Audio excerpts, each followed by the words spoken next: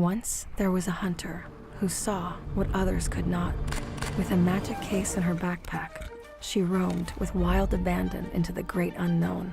Her gaze inescapable, her reflexes lightning fast. When armies swarmed, she went through.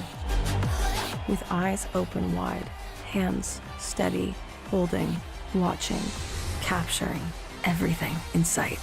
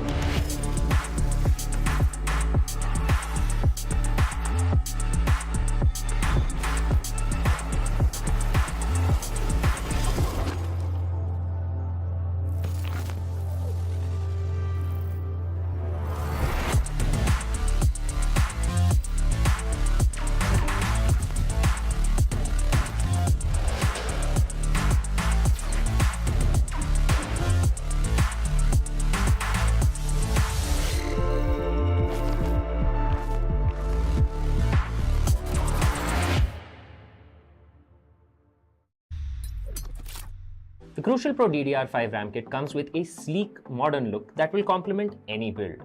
But aesthetics aside, it's the performance that really matters. So let's dive into it.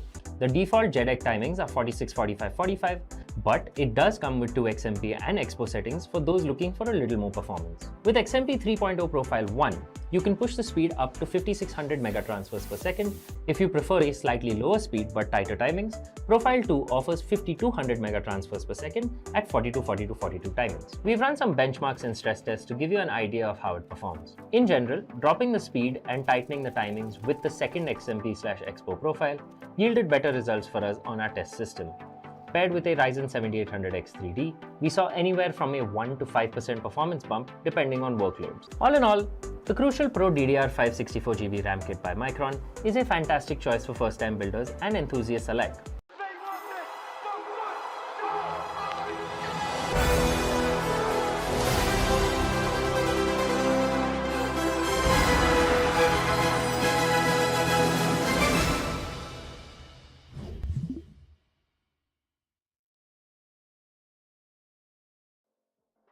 And just as promised, ladies and gentlemen, we are back with the second stream of the day for the Esports Showdown Series Season 5 Valorant, powered by Crucial by Micron, with their GP partners Zotac Gaming and their partners Gossip.gg.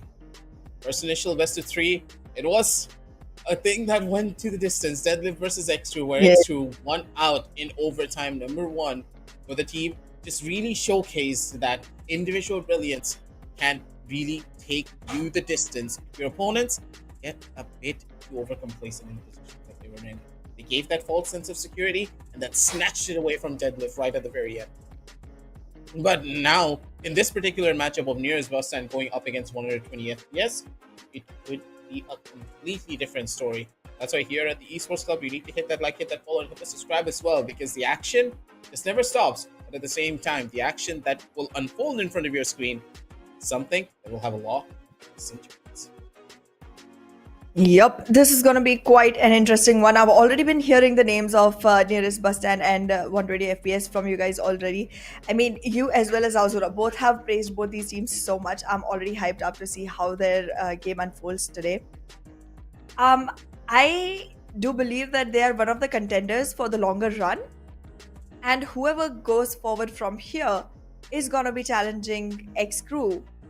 And I think X2's players are going to be the ones who are going to be watching this one with much more keen interest than anyone else out there. So this one is for them, to be honest. Absolutely. X2, they know what to expect coming out from both of these teams, as they are the ones in the upper bracket. So they still have that safety net, but even then, you don't really want to go up against either one of these teams. 120 FPS, though, I would say is a team that can be really good, but at the same time, their inconsistencies is what really holds them back. While Nearest BUSTAND, we have seen this team to just be a dominant force when it comes down to their aim. When you quantify this team as aimers, it's not a wrong thing to say, because they have every marking to be the best of the best when it comes down to just out-aiming. They know how to take duels. They know how to set themselves up for duels. They will take a 50-50 and they will turn that 50-50 into a 70-30 or something. Just from their movement or their gunfights. They don't need utility. So that's how good the members of Mirror's BUSTAND are. 120 FPS though on the other side. I'm still yet to see what they can really bring down to the table on an official tour. Well, we'll soon find out. It's about time that all those cards unfold one after the other. All their, up the antes can start showing up on the table now. However, both these teams, when they're facing each other, I feel like there's more likelihood of nearest BUSTAND being the ones who control the pace of the overall game. But I would like to know what your opinion on that is.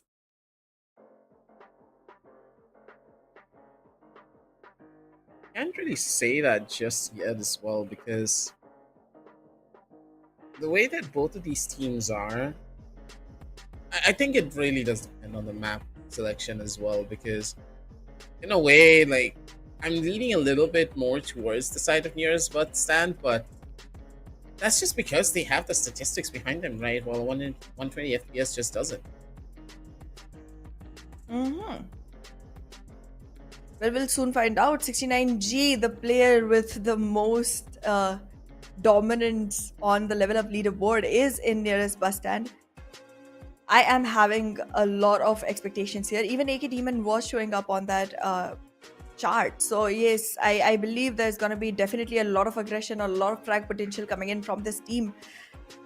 However, we should take a look at who they're going to be facing up against.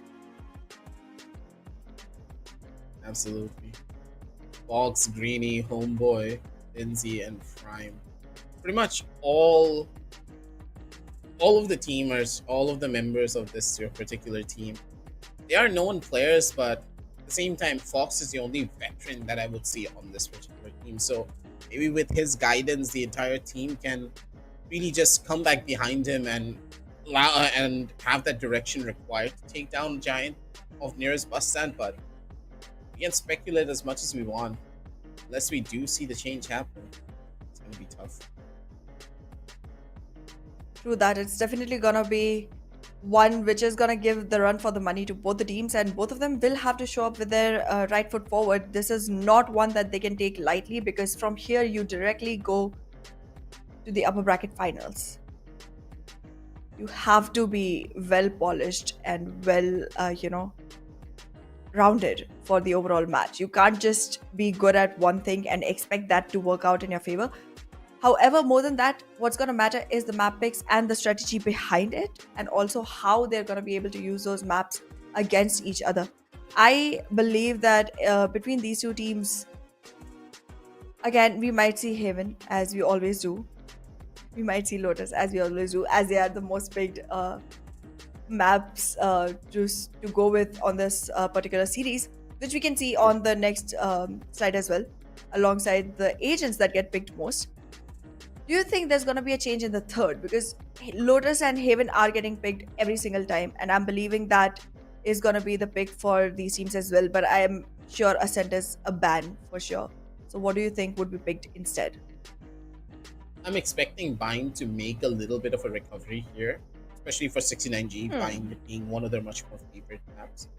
Abyss as well has a good chance of making it through this time around, but I'm not going to keep my hopes up. Lotus, I do believe will be a guaranteed. Haven is a bit of a question mark in the sense. I completely agree with you. Will be a ban. So Bind, Lotus, and possibly Icebox. We're gonna see the veto in just a little bit here, as the producer is gonna be picking that one up. I am there it is. Your Your wish is his command.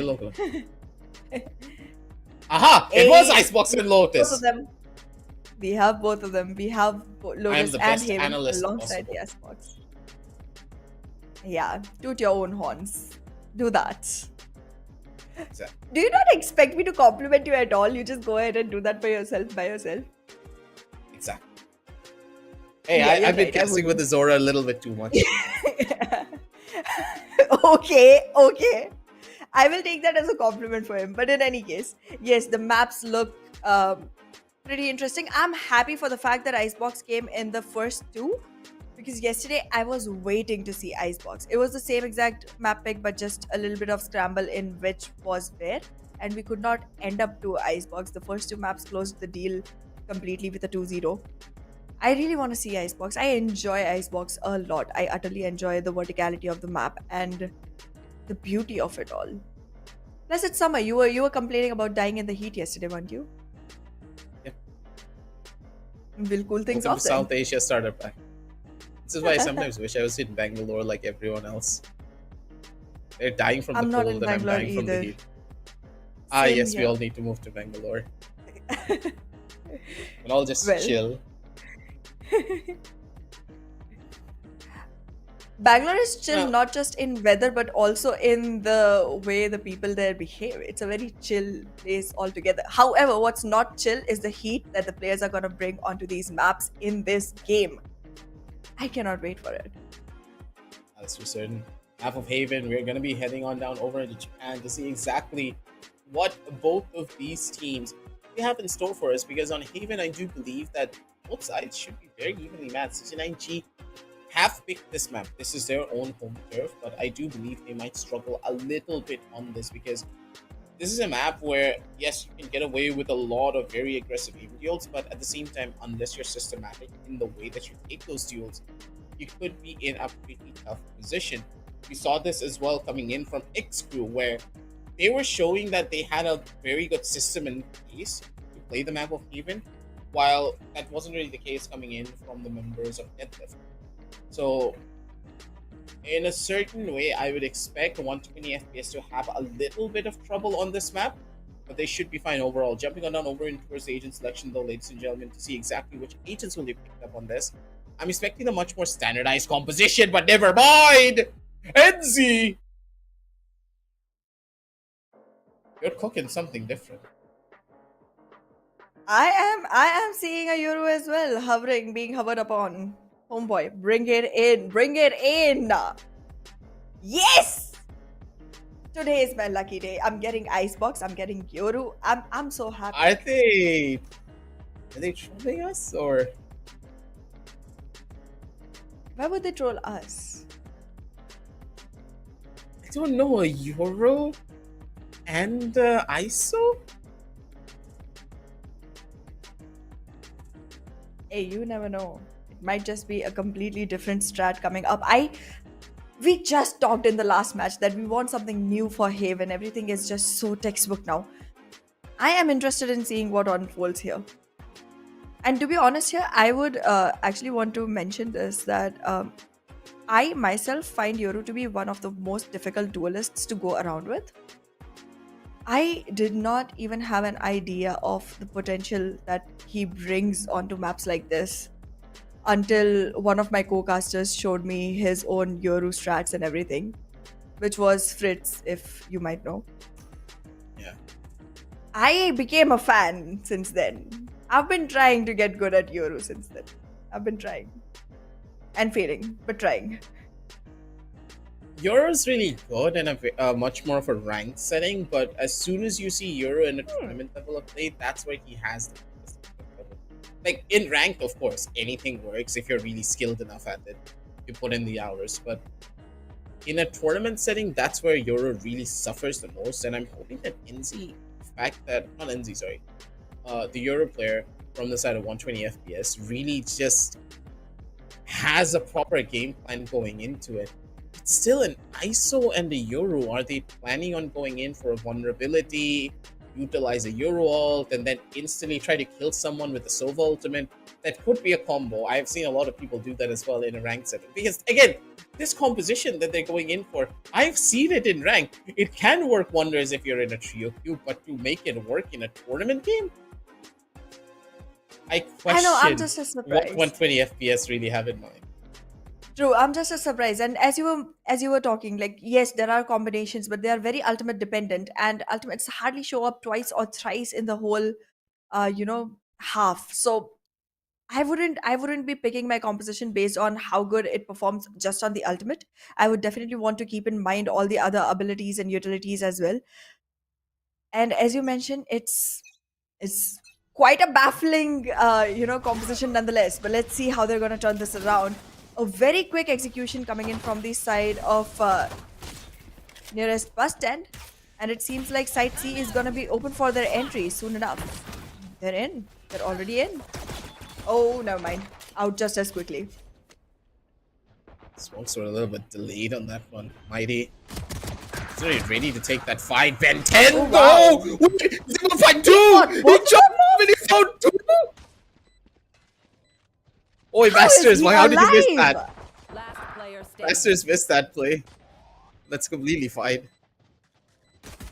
Greeny now. On the opposite side. He's trying to take this duel. He's looking for the fight and he's Oh, gonna be wow. able to get it. 69G just swings through at the very last second to go in for the frag. And this is the nearest bus stand, ladies and gentlemen. You cannot quantify these players. They can pull off miraculous plays like that. Ben 10's, man. The fact that he got 2, that is unheard of. Welcome, ladies and gentlemen, to the map of Haven. There's one bus stand nearest to you, and you can take a bus from there. Whichever direction will help you win, because staying here is not helping. Pretty sure the members of 120 FPS took a one-way ticket straight home after that. Might very well. But they're gonna be back here with a revenge story of their own. Building up money now, pretty much. Don't think they're gonna be opting to go in for any form of buys just yet. In this round in particular, but the soft reset, they should have an idea because this composition that they're running really depends on both of the lists just having a proper synchronization with one another. If they don't find that sync, nearest bus stand just have so much utility to bombard them with that they're not going to be able to hold for long. You're right. Not only that, like, I mean, yeah, the first round is just one round for nearest bus stand. But if you look at how quickly and how cleanly it was executed, you can understand this is not about the injury that they're causing on the rounds count. It's about the insult that they're adding to how 120 FPS is trying to play this game. And that's worse because one round does not make a difference when it comes to just the beginning of the game. But the way it was executed, it does put a lot of dent in the confidence for 120 FPS. And considering they're going with such a baffling composition, puts me to a place where I'm questioning if they are really prepared for this. Was it their pick? I forget. No, this is the pick of nearest bus stand. Ah. Well, it's evident in the way they're executing it. They put in the hours for this map, so jumping into it. I think all the people have. For this and Ascent, everyone has put in the hours because whether you want to or not, you are playing the map. I mean, This Haven's map has not been that there for so difficult of a map. long. Yeah, it's Exactly. not. It's not true. You know what has been there for as long as we've lived? Ascent. The map that Ascent, Riot loves so yes. much that they will never remove Oh it. my goodness. Yeah. Just change the map already. Did you Add know? something to it. Did you know Ascent is the only map that does not have a code name? Yeah, that's because Riot loves it so much. Ascent's code name is Ascent. And Ascent and the firing range both are situated in Venice. Yeah, I know a lot of things which are not useful. That's okay. Hey, look, this If is you a ever Zora want the to look teddy up bear. for tips and facts which are not useful at all in real gameplay, hit me up. I'm your person for that. Hey, you can do a random fact with Ahana every once in a while. Yes. When we're just floating around the map like this, we can do that segment. Yes. Information you never knew you needed. For now, though, information that I really need to know, and I'm pretty sure everyone else in the audience will want to know as well. It's when the match is about to start, but Oh, for now. I was going to interrupt you and say that. A proper segue is going in. But as we are going to be waiting here, ladies and gentlemen, and you see the incredible views being given to you by our lovely observer masters, make sure to check out the links down below in the description. Yes, from because all Crucial. of these views will And of look course, much Zotac. better with that GPU. True. Absolutely. Because don't forget, like, we have state-of-the-art systems from Zotac as well, so Gonna Yes. check it all out. Well, back in the round, ready for the fight. Look at how concentrated 120 FPS is towards site A, and I think there is a little bit of whiff of this strategy already towards the side of nearest bus stand, and they are trying to just leave it be. Probably just gonna rotate around and move to a completely different site, and again annihilate even there.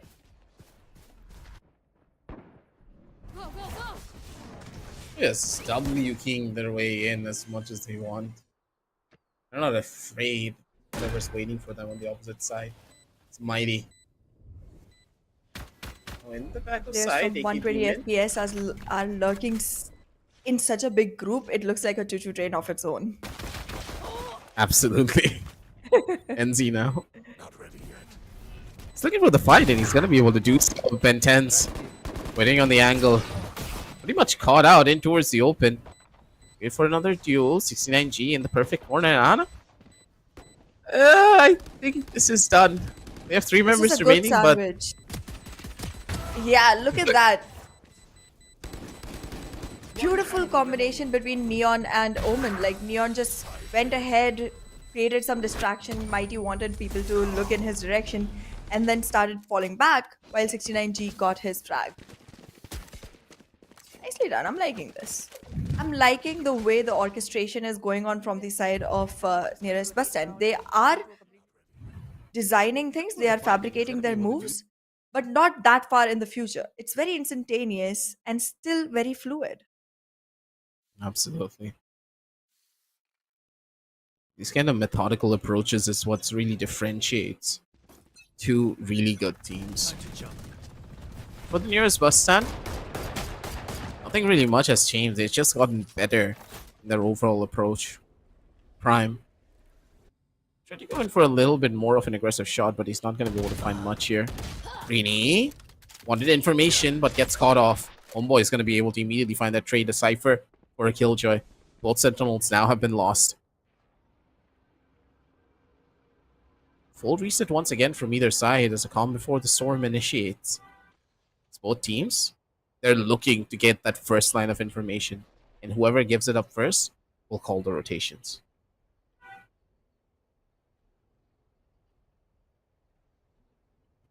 It's gonna be highly util dependent. And I think the right kind of util lies with nearest bus stand. They've gotten the entry, they've gotten the hold of the situation, but these fights are gonna be difficult to go forward with. NZ got himself a good opportunity but could not capitalize on it, and that Orin is just gonna be so helpful. 120 FPS. Finally for the FTW. They're doing everything that they need. They need 20 to. FPS though. Yeah, they had a very good strong start with their weapons as well, so for now, you can relax with this. Ultimates are another big part, though, I would say, that needs to be a little bit more of a change up. The ultimate orbs not being as highly contested for as you would have expected from either side. C-Long orb being given away as 69G. Now walking his way up here on this A side. They want the space and they're able to gain it quickly.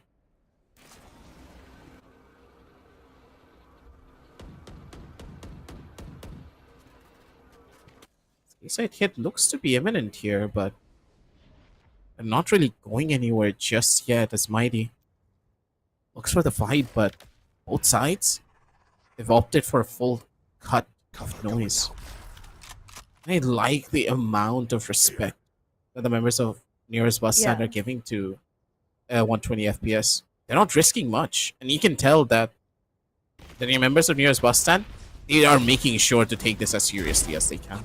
Ooh, what Look a at the shot. surveillance from Killjoy already making good initiation towards site B. Did take off a player that could have had the lurking potential. And the amount of action that's coming in from the side of nearest bus stand is going to put them at a numbers advantage when it comes to man count, and also at an ultimate advantage, which is a good one for post-plan scenarios. I love a Hunter's Fury when you have to create some space or just go ahead and make sure that nobody is able to defuse 3G positions. They're just done for from there. 1-3, ladies and gentlemen. Members of Nearest BUSTAND just had a better read of the situation overall. Their execution was just better.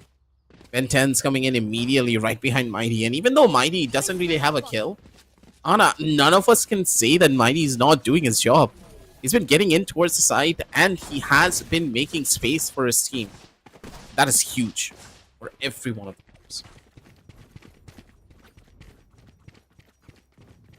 True that. I am excited to see how this fight is gonna turn around for the side of 120 FPS, to be honest, because Nearest BUSTAND, they are definitely already flashing colors all across, even though they don't have rays on their composition. But this is essential. Pretty essential for the side of 120 FPS.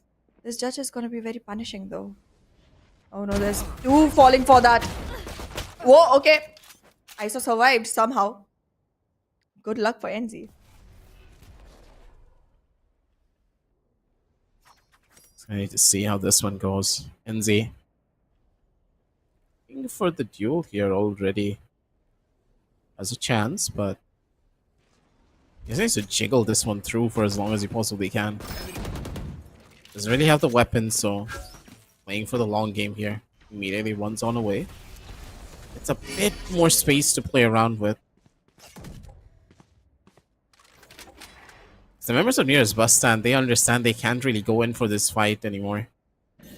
So many of their members already died out. The weaker weapon should still give them the edge here to try and take this execute. But a risky play is what you cannot give away. Over towards the top side, it's going to be Ventens who gets a kill over towards Swag. He gets his own teammate. And the buddy boy already getting caught out. Couple of good shots and the ISO ultimate completely taking it all away. The isolation was good. NZ's not going to be able to find the kill, but they're waiting for them on the opposite side. 2-3, ladies and gentlemen, with a thrifty round coming through for the members of 120 FPS. That's the strength of an ISO, and this is one of the main reasons why he was one of the most frustrating characters to go up against, even when he was first introduced to the game. Players who figured out this strategy that you can isolate a 1v2 and to catch one of the players out, allowing you to push them, it changed the way Valorant was played from then on. It has, and the changes are gonna keep adding up till the game completely, revolutionizes. Every time you come back to this game after a short period of time where you have not played it, you feel like you're in a completely different game altogether, because that's how quickly this game, reshapes itself with every single new agent being added, every single new map being added.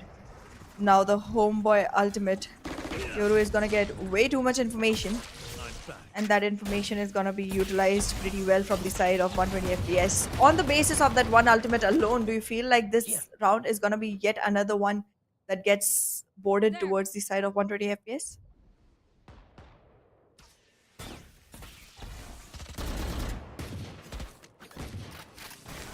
I'm waiting to see how this is gonna work. Oh Yeah. no, Pity!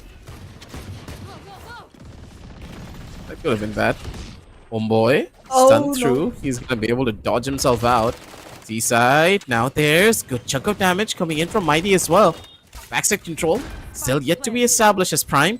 He's waiting for his chance to go in for the spray. 69G, looking for the first steal, and he should be able to get it. Shots his, but the shots are not connecting from his side. As AK Demon does have the Guardian to play with, his late lurk will be paramount for them to win this. Never mind. Nicely held down by 120 FPS. It seemed like at one point that the complete site is under the control of Nearest BUSTAND, and it's not going to be very easy for them to repenetrate and get control of Site C. Not only they did it in a timely fashion to be able to go ahead and defuse the spike very easily. This seemed very much like a NBS round. I have no idea how this turned around though. Anything can happen at any turn. That's Valorant for you. Absolutely. Valorant is one of those games that you just can never predict. For the members of Nearest BUSTAND, unless they start predicting their opponents well. This first map could just be their worst. Good shots here early as Swag spotted out one of the players at the bare minimum, but look at the amount of damage already being done over to Mighty. Mighty has just not been given a chance to take a single duel in any of these situations. He's been making space, but that's all that he's able to find. You should run. This lockdown was gonna be pretty essential. It can definitely drive people out. But even with that control on the side, there isn't a plan going in just yet. Homeboy in a good enough position, even if the players from the side of NPS believe that they have an easy entry, it's not gonna be that. Portal closed.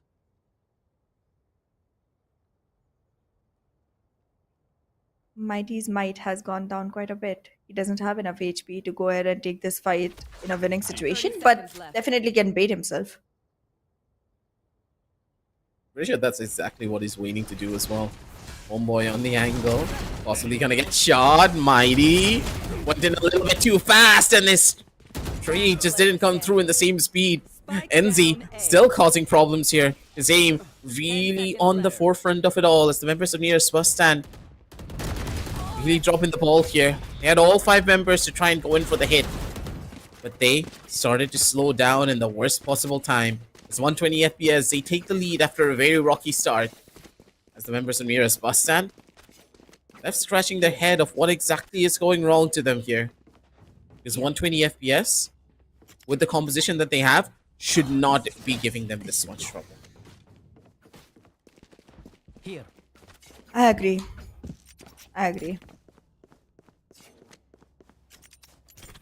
Nearest BUSTAND this time around, though, they have quite a good opportunity because even though a duelist ultimate is not really a win factor in most situations, when you take a neon on a map of Haven, it generally turns out to be one. So with that win factor in hand, this was supposed to be a good fight. It is.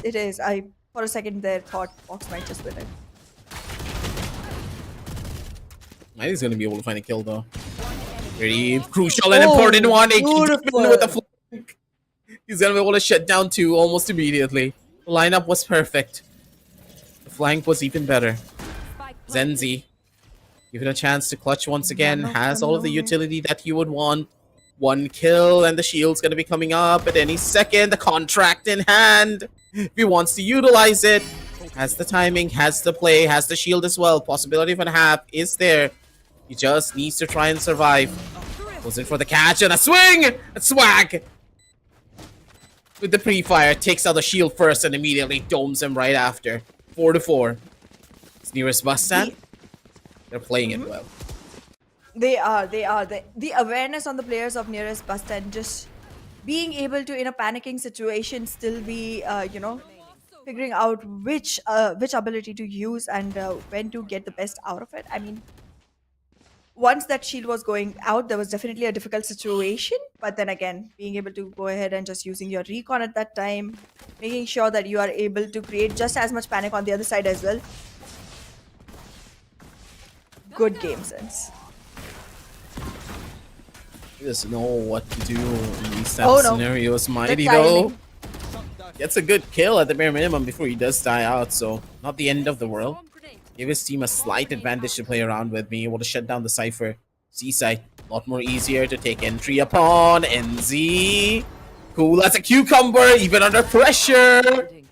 Able to do everything that they need. Just as soon as nearest BUSTAND thought that we have equalized and possibly get another round right after, it just became a lot more difficult. NZ's on the opposite side with Homeboy coming in for the fast flank. Wrap around. And with that, the members of 120 FPS, they're getting a lot of very crucial rounds going pretty quickly as well. Look at NZ. He was so prepared to take both of those kills immediately. That level of confidence is what's required for you to play Euro.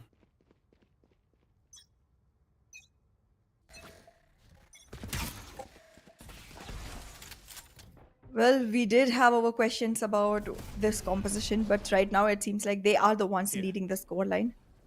How far, though, will they be able to take this forward is the question.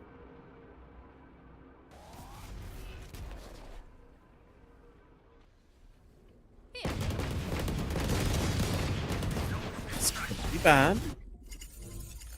Kill contract now being initialized here. This is just instantly done. An important frag, yes. NZ's just... His aim is incredible to see. At every turn that you take, it's just NZ popping heads every time. Doesn't miss any of these. Mid push coming in almost simultaneously, understanding that, hey, if the killjoy is dead, someone needs to watch the flank, and if they don't, this could be bad. 69G comes in for a pretty strong catch. Looking for another kill. Homeboy, he has a teleport possibly set up. Goes in for the faster nice. swing, but Swag goes in for the shutdown. Homeboy getting a lot of unnecessary duels, and it's gonna cause you some problems. Mighty getting caught out, but Fox still alive and kicking. Wow. Go wherever he wants. Has a smoke in 16 seconds. Goes in for the dodge and 120 FPS. They are still in the running to take this win. 6-4 as they get a 2-round lead and a very strong, heavy hand in their overall economy for this half. I cannot believe that both of them died to the same place at the same time. How come? Once the neon went in, lost her life. I don't think Soa should have pushed that smoke that recklessly. Well, they did what they did, and they're paying for it. It does seem like nearest bus stand might be booking their own ticket though. Possibly. For now, 120 FPS.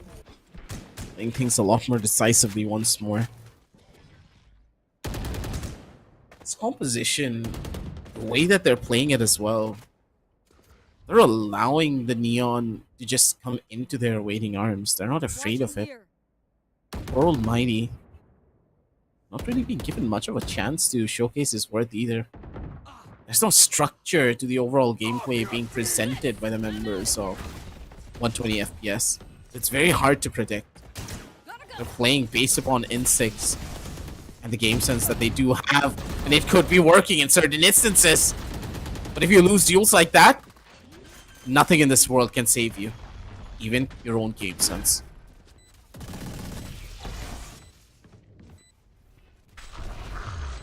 The crossfire from the side of NBS looks pretty good this time around, but then again, Homeboy has all the knowledge of all the positions.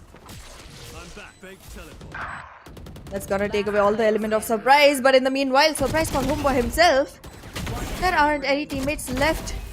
Oh But he my! doesn't need any either. Oh my goodness. What It's a just true happened? professional homeboy. True. So I saved a day. Don't make a big deal. 120 FPS. It's just their game. This unorthodox composition seems to have thrown all of the members of Nearest Bus Stand into a loop. They don't know what to expect. Anything could happen.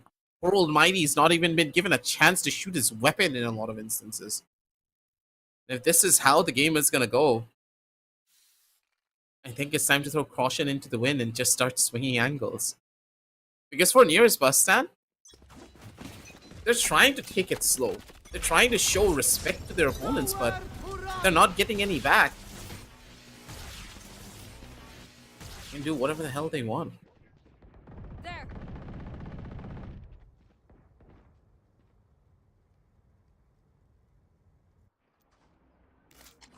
Deploying drone. The information this time around, there is a lot of caution coming in from the side of Nearest Bus Stand. They do know that the numbers have slipped away from them, and this one round is going to be very essential for them to even step into the second half with a comfortable enough swap. Because if they lose this round, it's very difficult to come back from that 8-4 score line. The numbers right now do look like they might. The position very good on Homeboy, but still AK Demon will be the one who wins that fight. You should It's a run. 2v3. The lockdown is still available, and I think it's been initiated already. Not gonna be an easy retake for the side of 120 Last player FPS. standing. Okay, I can call it a 7-5 already.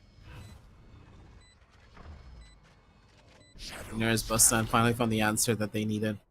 Box though. He has pulled off clutches like this in the past, but this clutch in particular has its own difficulties. I think going for the kill, but Ben 10s. The swing was just on point. Switching sides. Immediately after the first initial contact was made, was ready to go in for that fight. 75 down, nearest BUSTAND. Pretty much in optimal control here. And Hold can go in for a play and can go in for a swing as well. No real problems whatsoever for him. It's for now. Right here. Switch out and a change, I would say. As the second half, I do believe, will be a little bit more easier in a way for the members of nearest BUSTAND, because the double duelist setup is a lot more telegraphed than you would think. Even if you have a Euro and an ISO, the things that you can do with them does rely on you taking that first initial duel, and you don't give it up to them. 69G, there was no reason for you to take this fight. They're a double duelist composition. They're waiting for you to do something like this. If they have that first initial contact and a duel that they can win out on, you cannot stop them. Oh goodness. I don't get it. I don't get it what nearest bus stop is trying to pull off here. They've lost that many people. They're trying to watch the spike, but it's still way too forward for the fight. They have ghosts, they do have range for the bullets. But it's a similar story on the opposite side as well.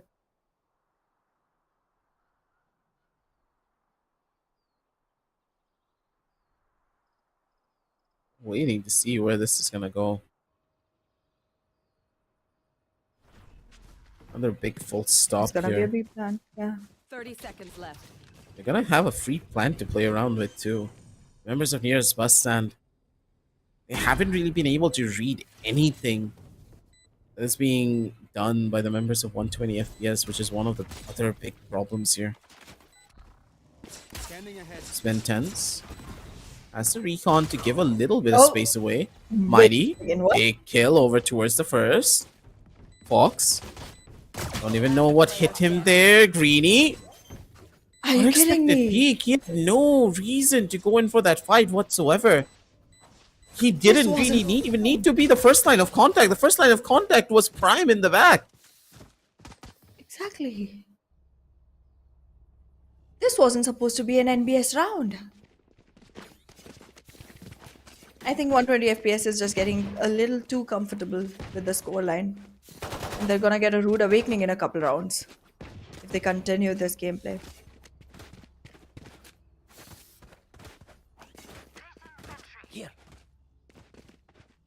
The overconfidence could just be kicking in, but at the same time, their overall compositional problems could also be starting to showcase itself. Mighty, now with the outlaw in hand, deals a tiny bit of damage, I do believe, over to the Neon, but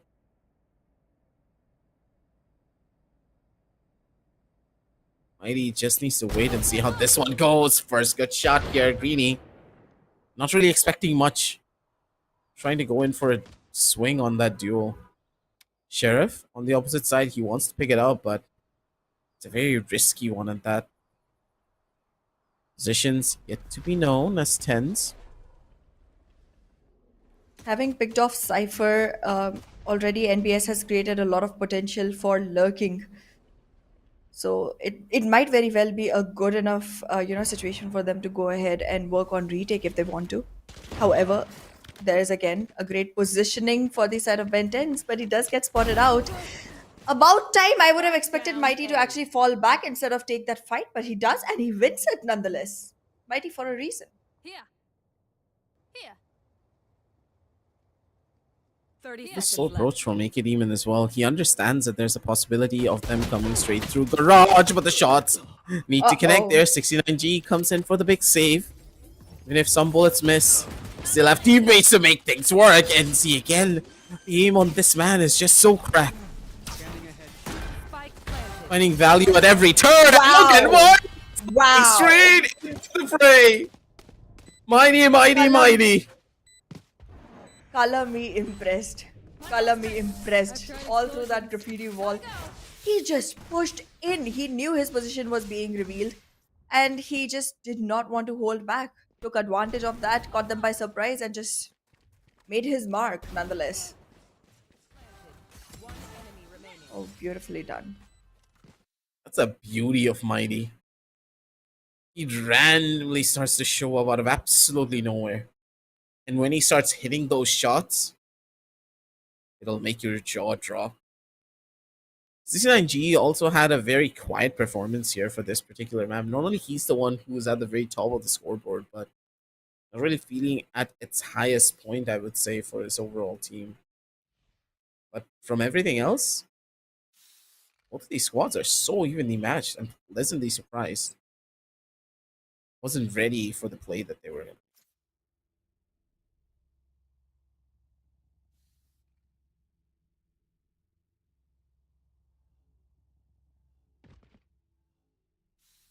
A 7-7 score line. The equalized numbers on board. However, if you look at how the second half is going on, there isn't economic disturbance for the side of 120 FPS because they have been able to put the plant in both times around. However, they have not been able to hold on to it. So, yes, they're getting the entries, they're getting the opportunity to go ahead and put their plants in, but they're not able to hold on to their area after that. So, I think post plant scenarios are something that 120 FPS is going to have to work on. On the other side, if you talk about NBS, well, they're just spilling magic all across since the second half. Not been a long enough time, but the way the executions have been so buttery smooth, I feel like this can continue. This can continue for a couple more rounds. To a certain extent, yes, but these outlaws in the hands of Mighty and EK Demon could put another big damper on their plans. All depends on whether the second shot is going to land coming out from them too. They have been a bit shaky as they're using this particular weapon, showing that it's not the easiest of weapons to run, as a lot of people do say. $2,400 operator can work, but even then, you need to see exactly what your opponents are going to be capable of as well. I'm trying to predict and understand what the members of 120 FPS could do, but this composition is just so foreign to me that in a way it doesn't really have the dive that you would want. It really just depends on one thing: your opponent's overcommitting to fights. And I might feel like a hypocrite saying this, but this might be the one composition that you just sit inside of the site and allow things to happen. Because if you take an early duel, you might just be giving away a free weapon or even a free kill to your opposition. Because at least if you stay inside of the site, there's a much more higher chance of guaranteeing a trade. There's not really a lot of utility that you need to bait out, or you can bait out, think about it, from the members of 120 FPS other than the ISO shield. Well, I agree. I agree. You're a hypocrite. I'm sorry. I mean, I agree to the fact that this is a good composition nonetheless. They have been able to convert it pretty well. But yes, yet again, a new round begins and a new injury is added to the tables of nearest BUSTAND. It's gonna be hard to hold on. Ouch. Add one more. With the Duelist and the Sentinel both gone, I don't see how NBS is going to be able to pull this back. It's an easy entry for the side of 120 FPS. Plus, they have all the util to be able to hold people from the side of NBS off for the post-plant scenario as well. And I think everybody knows nobody's coming from the front end, so they're only going to be looking towards the back angles. Making this work as well. NZ waiting for the fight here. Possibly another swing as well. NZ! He's just so confident with it. Look at True this that. guy's aim. Every fight is a He's lesson. just Plus, ready he at got all his skill contract moments. online. That he is. That he is. Plus, he's gotten his skill contract back online, and we know exactly what he does every time it's up there. Utilizes it, takes an early man count advantage, puts the team up on top, giving them yet another opportunity to squeeze another round. If that happens, it's gonna be a 9-7 scoreline. So, NBS better hope that none of them get caught in this contract.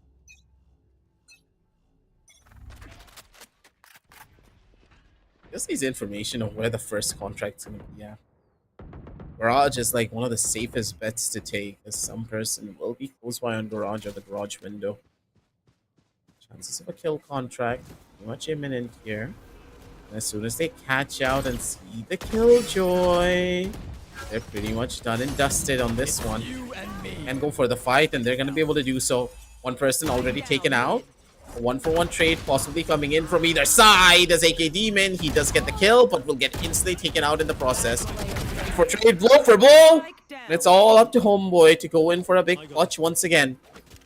Chances given. Teleport not in the best of spots here. Needs to dodge out the bullets, and he's gonna be able to do so just for a tiny little while. But Mighty jumps across with a stun, and the slide shut him down. 8-8. And it seems as though back and forth tug of war pretty much. One round for them, one round for us. It's 120 FPS. They're just not able to get a good lead under their belt. Well, they knew from the last time that there's enough, capacity in Homeboy to go ahead and do a 1v3 on his own. On the same side, he's done it before.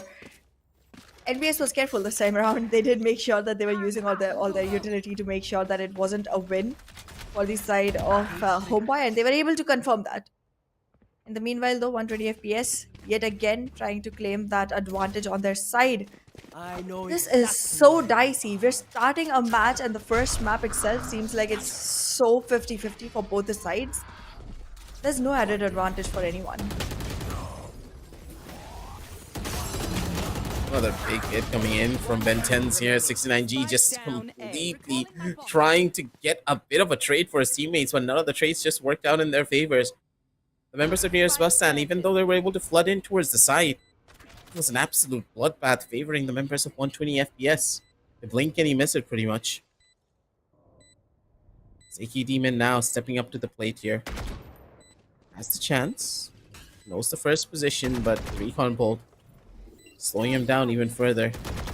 Little tad bits of utility here and there to try and do a change, but the amount of noise being made and a swing could have been everything. AK Demon, he does find the first and he nearly got the second as well. But Greeny does give him a chance to go in for a full fight. 9-8, ladies and gentlemen. True that, but having Greeny on the team has been a green flag for the side of 120 FPS. Could save them, could get them yet another round, could keep them from having to chase a scoreline that was set up by nearest bus stop. I just see a full stop coming in for the side of nearest bus stop soon enough with the way the game is going on for the side of 120 FPS. Nonetheless, they have their Hunter's Fury already online, which can help in multiple ways on a map like Haven. And 10s though. Gonna be able to find value almost immediately. Sheriff able to sing the song of death, the Smitey. Being a bit too over. Oh goodness. Down A. Somebody gotta Marcellus, stop but him. never mind. Ben Tense. He's able to do a lot. Finally, the Minister Society has been taken out. AK Demon, though, could have been a big factor on that one. But small mishap coming in from production. Don't really worry about that because NZ is still in the round to try and take this win. Possibly doesn't really have the utility to do much, but has all the time in the entire world if he wants to go in for a rotation. He has the chance, given the opportunity as well. Swag does have a flash and also a stun to play with. The first double round victory could be in the hands of 120 FPS as NZ 30 seconds left. needs to make the right call. No chances for him to get that kill contract online even. Plant and a kill. Carry it No, forward no over other towards the next round. either. He's playing this try. 10 seconds left. Planted.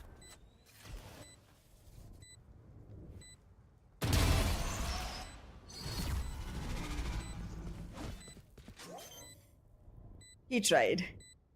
He for sure tried. A very good investment onto that Hunter's Fury and a very good resultant of that nonetheless.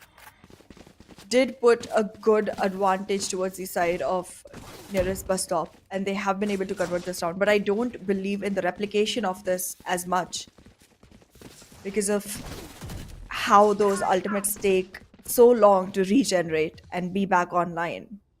They do have 3 more ultimates, but again, I don't think either of them is as There.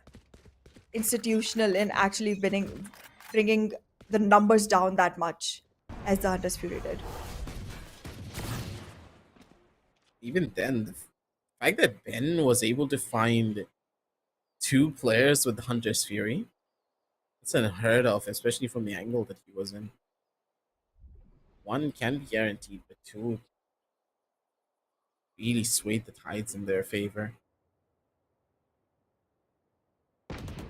Kill contract now being online once again could just be the thing that they need, but with members of nearest bus stand shutting down their opponents as they are on a weaker buy, it's all that they care about. 9 to 10 on the scorecard soon enough, ladies and gentlemen. Double digits will be on the board. 69G waiting for that first hit to come in towards him. And with Prime waiting on the opposite end. 69G One enemy remaining. Getting caught on an island, an AK Demon with just a couple of more frags and with a fast swing as well on the operator. Gets the final shutdown too. 9 to 10. Anna, they're doing it. They sure are. Double digit already on board for the side of nearest bus stop. Still have all 3 of their ultimates online, which they can very well utilize towards the coming rounds, because acquiring space is going to be quite easy when you have the lockdown on you. Plus, the way the setup is going on from the side of AK Demon, it seems like there's definitely going to be a utilization of that lockdown to make sure that they're able to keep area under control. Not that early though. From the side of 120 FPS, I want to see a little more. They seem to be very cautious now. Taking their time for these executes, and that's completely fine. 120 FPS. They understand they're at the home stretch now.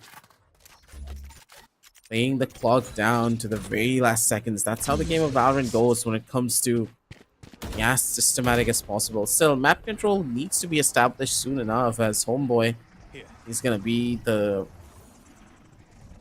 most expensive owl drone that you could hope for. He has side control now, with the entire side getting caught out. 1. Pretty caught in as NZ. Chances! Missed out on a couple of key bullets, but that's completely fine. As AK Demon finally does get shut down in the process here. Nowhere to run.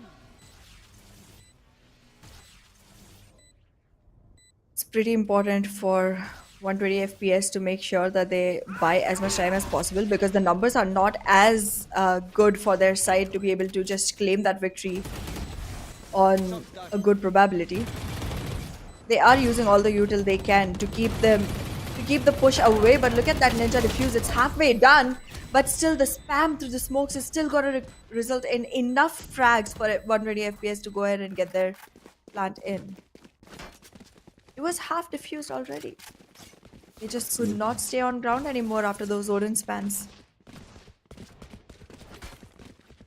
They're doing wonders in towards this round as well. 120 FPS.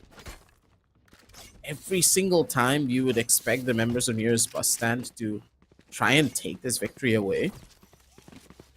120 FPS just snatch it back almost immediately.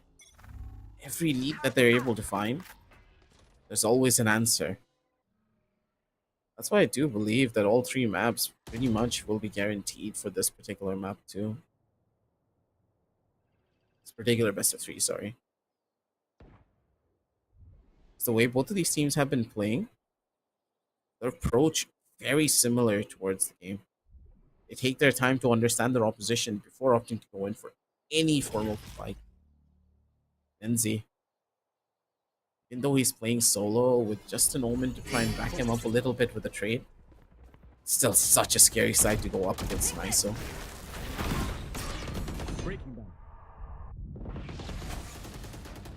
Definitely not the easiest of rounds for either of the teams. Both of them struggling to go ahead and claim themselves an advantage on the boards, but it's just looking better for the side of nearest bus stop, considering they have an ultimate advantage on their sides. Not going to be one that they need. And time is slowly but surely slipping away from the hands of 120 FPS. They still don't have their spike down. 30 seconds left. And entry into any site is going to be slightly more difficult right now. They do have the smokes online though, which cannot be countered from the side of NBS just yet. They don't have the util that can actually provide them advantage when it comes to going for a defuse. So being able to plant is going to be one of the primary goals for the side of 120 FPS. Can they though? They have enough time. They have enough time. Scanning ahead. Now, it's going to be AK Demon's turn to go in for a possible clutch. The Killjoy Lockdown is going to give him a tiny bit of space to play around with, but even then, with the positions over towards the opposite side, it's tough to call out what can really happen. AK Demon down to only 1 HP. His last dying breath waiting for him. 120 FPS. Now just toying with him at this point, as Fox is the one to put the final shot in. 11 to 10. It's 120 FPS. They are taking these rounds slowly but surely away, with another pause now being taken immediately by the members of the nearest bus stand. They want to put a stop to this momentum, but what kind of momentum are you even talking about? Because both teams, they're playing 2 different versions of Valorant. One side relying on the frags, relying on them to overcommit to every single fight. While on the opposite side, they want to go in for pushes, but if they are trying to go in for anything too aggressive, the ISO and the Euro are just punishing them heavily for it.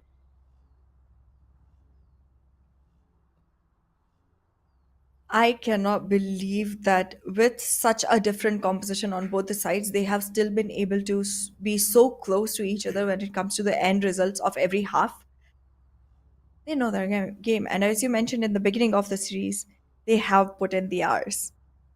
But considering it was nearest bus stand's pick, I'm somewhere kinda, doubting their overall preparation for the map, seeing that they're still trailing behind when it comes to 120 FPS. Even though by just 1 round, I mean, a 2 round difference literally claims the victory on a game like this. So even 1 round is a big deal when it comes to endgame. Absolutely. Here.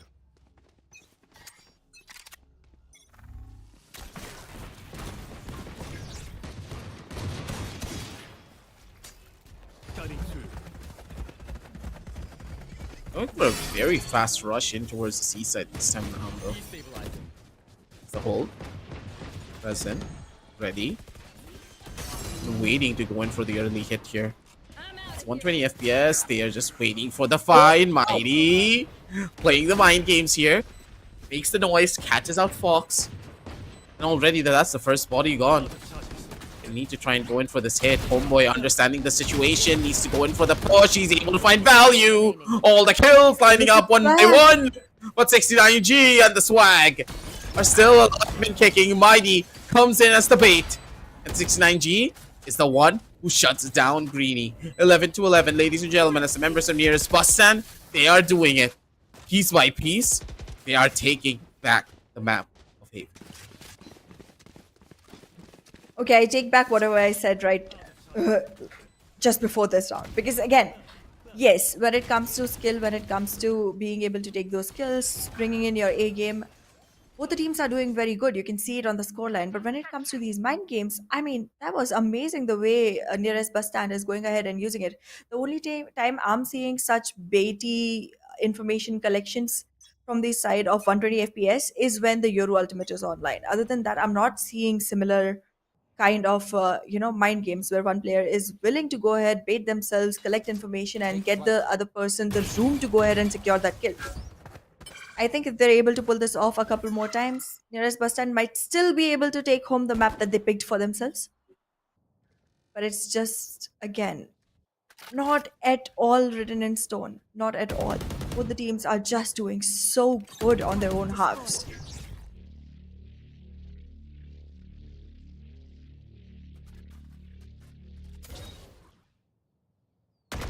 Well, and being able to play things right is a completely different mindset. 120 FPS. They're waiting for the chance down to the 50 seconds once more. They have absolutely no map control, and you can tell that nearest bus stand, they understand their assignment. They're waiting for their opponents to come into them, because that's how you need to play here. It's very risky, yes, but even then, this is your best option up against a team of this caliber. Composition working a little bit against them. The Omen into the shadows, being able to get 69G out of that sticky situation. So we once more go in for a complete reset. Prime getting caught out on the opposite side. NZ answers back with his own one-tap. Kill contract is ready and waiting for the player that will be on the spike. Chances... possibly with the spray, they're going to be able to find the catch with the kill contract as well as 120 FPS. But just be the one to take this victory. Mighty needs to find the frag, but he's just not going to be able to do so. Last one to be spotted. The nearest busted are able to be able to take it. Wow. Okay. Did you not hear the sound of that? Match point. 120 FPS. Where's the communication? Someone was on the spike. And you did not hear it? Oh goodness. They were too invested in the kill contract. In the meanwhile, the whole defuse went down. It was beautifully executed from the side of nearest bus stand. But yes, as you mentioned, it did not seem like one that should have gone the way it did. The awareness on the side of 120 FPS is dropping a little, but they have their trump card back in game now. They have been able to execute pretty well whenever Homeboy has had his ultimate online. Being able to go ahead, gather all the information and capitalize on it. Yet again, they have the numbers advantage already and the ultimate is still not used yet. Back soon. There we go.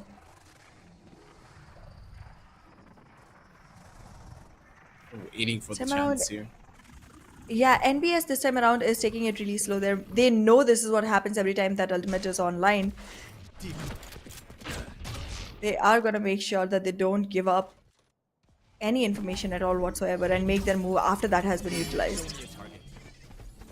See, they're starting to crawl into the sites now.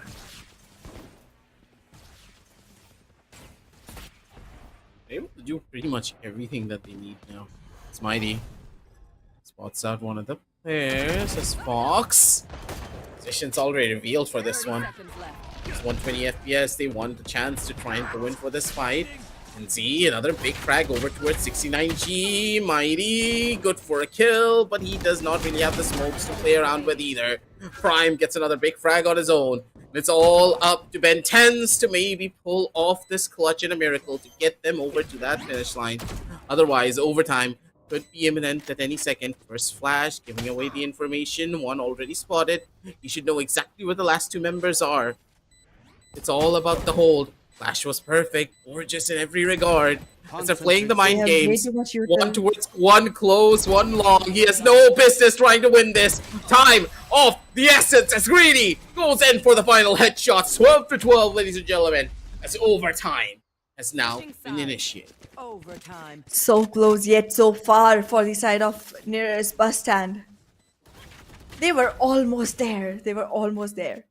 About to close it on a 13-11.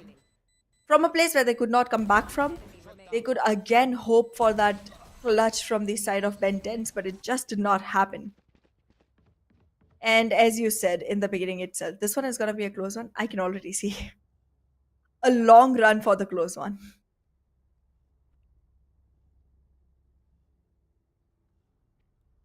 Even is a map that always does go the distance or ends the fastest. There's no middle ground for it. The overtime should work well for them as they have a tiny bit of information. 69G. You would find a big early kill. Swag straight through the smoke. Able to find the answer, but the trades come in from either sides. Homeboy and Greeny, they're able to hold. 3v3 already, but with the spike line going down, the defenders, the clock is working against them here. And going for a chance and a fight. Flash through over in towards the corner. Mighty! Getting all the news that he would have ever wanted in his entire life! And Mighty down to such low HP, but the timing is just better. The swing works wonders for him. So Mighty, down to his last sliver of HP, is able to take the victory for his team. 12 to 13 as the members of nearest bus stand, they're looking and they're gunning for this victory. Oh my goodness. The way Mighty has executed this round, I just did not believe the way the comeback almost started to, seem like it can happen from the side of Greeny. And we have seen Greeny being able to clutch those rounds. We've seen him going ahead and taking those last frags out multiple times. But Mighty just got this at a better situation. The timing just fell so much better for him. However, it's not done and dusted just yet because, as you know, when on an overtime, you need 2 rounds consecutively to be able to call this a victory. There's still one more to go if nearest bus stand has to go further from here.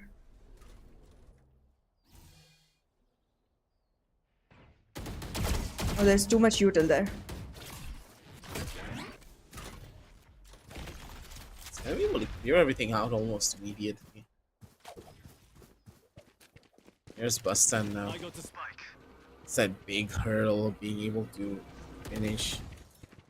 Oh, nice. Mighty's position is not revealed yet. Well, they know. No one breaks the out drone like that if someone's not close in that position. Mighty's just Makes able sense. to survive. Intense on the angle. Perfect. With the overall Did not crosshair have to placement, push but even then, forward. the trades still working in favor 30 of seconds the attackers. They're gonna be able to shut down multiple at the bare minimum, but Swag in the perfect position just needs to hold and live for as long as he possibly can. Fox step on the Not line safe and at also all. going for the fake plant. Stun was perfect. Going in for another catch. The swing was gorgeous as Swag comes in with a flick and a half to end it all the way. 12 to 14, ladies and gentlemen, as the nearest bus stand, they pulled off a very long and drawn out battle. But at the Yep. end, their experience was able to give them the victory. Absolutely, absolutely. Towards the last few rounds, it started to feel like they were actually gassing out, but they were able to bring the fire back into the game, bring the game back for themselves. Mighty being amazing on the 13th round and the 14th going so well with all the crossfires being put up in the right positions. They did have this home ground pretty well, versed for themselves. There were so many times where they won just on the basis of game sense, compared to all the rounds that were being hard grind from the side of 120 FPS. However, the next map will be 120 FPS is big. So you never know if Icebox will tell the same story. Might just be a completely different story entirely because there were many moments in this particular map where I expected the members of the nearest bus stand to be able to take it, but it just didn't quantify how well they played this very unorthodox composition, jumping on down over into crucial moments. I don't even think they lost because of the composition that they have. It's just they were not able to end the game fast enough. When you have a double tierless composition, you tend to run out of steam pretty quickly. And if you're not able to end the game at a very fast pace, especially in a tournament level setting, you're gonna start making mistakes. And those mistakes will just keep on adding up, and there's not really enough utility to try and correct those mistakes. And that's where they just started to fall. as soon as they went into overtime, that's when I knew that they have a pretty good chance of losing this, because they are, first of all, not going to have any of their ultimates available. They can't really farm their ultimates as well to gain an early advantage. So they were just kind of done. If they were able to take away that 13th round almost immediately, sorry, get that 12th round and get the 13 almost immediately, that would have been a different story. This is a very fast composition that allows you to end the game quickly. But you can't really do the exact same thing when it comes down to the much more later stages of the game, when your opponents finally understood what to do next. Exactly, and the length of this game was so much for any team to be able to, kind of get an idea of how their opponents are playing and weave their game around it. Gives enough time for you to go ahead and observe as well as analyze and decide what you want to do with that information and how you want to, cultivate your own strategy around it. I mean, we went all in for 26 rounds in total. That's enough time for anyone to go ahead and grasp the techniques, the tactics that you're using to go ahead and win this. Adaptability becomes a key here.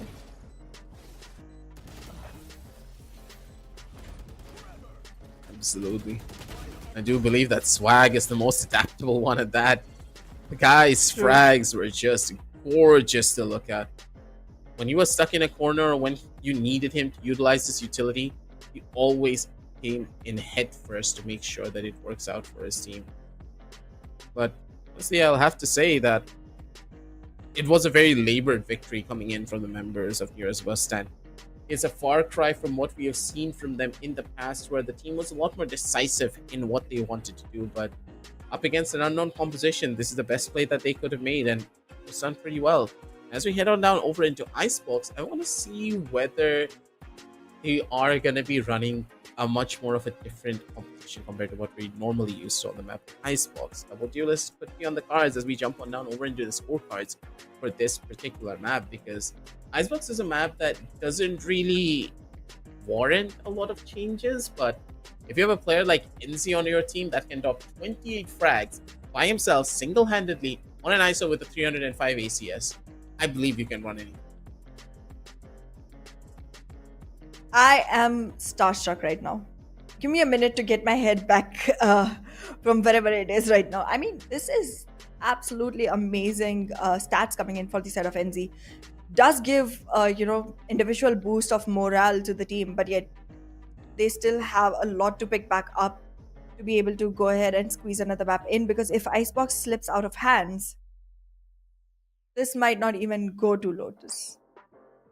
They gotta reset their brains as quickly as possible. But yes, the MVP is definitely very, very clear here. There's a huge difference in ACS already.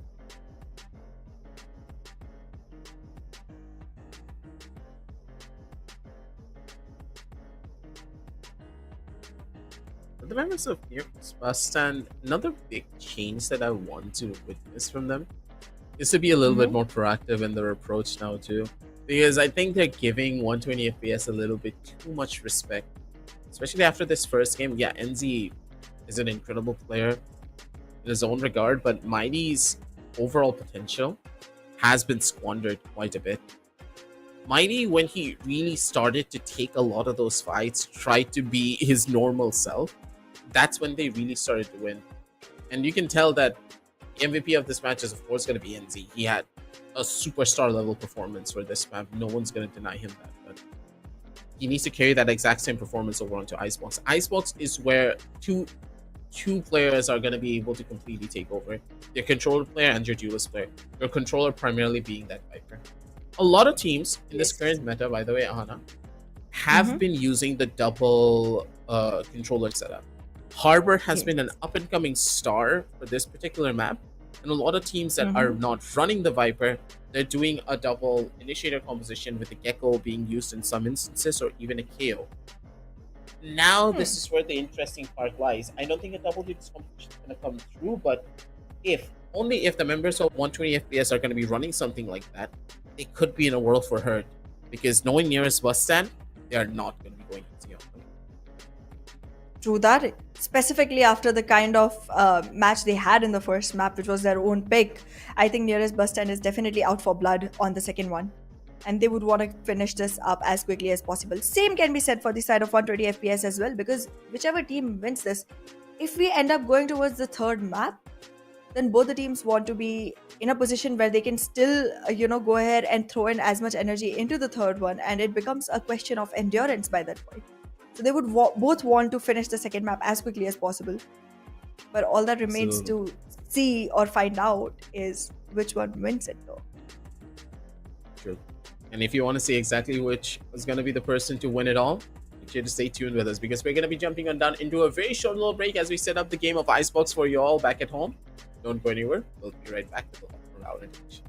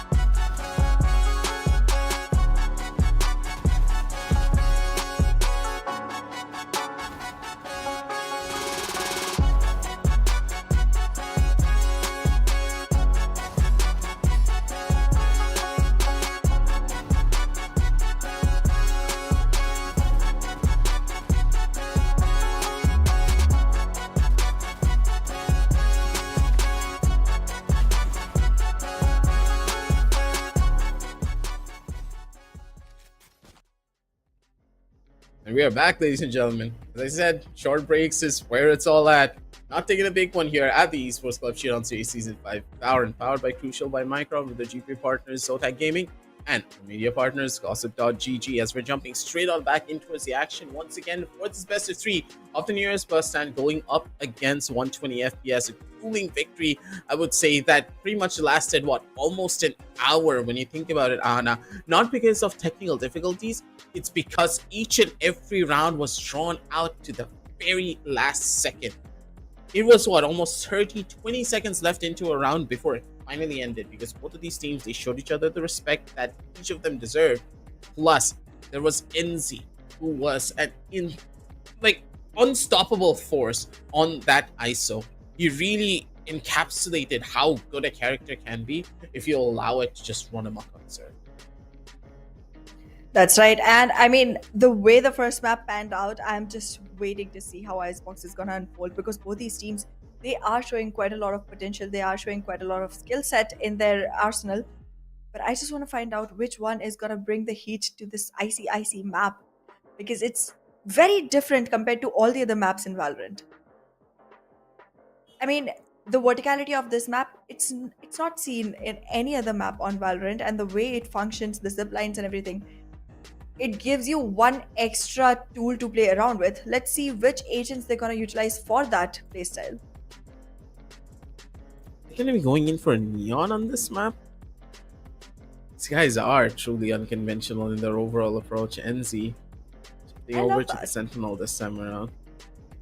It's going to be interesting because Neon, Icebox, it can work, but a breach? Wait a minute, a breach? Yeah, that one is confusing me too. I mean, I can guess how it's gonna work, but even then, a breach? They're gonna go in for something ambitious. 120 FPS, they're pulling out compositions from nowhere. Exactly.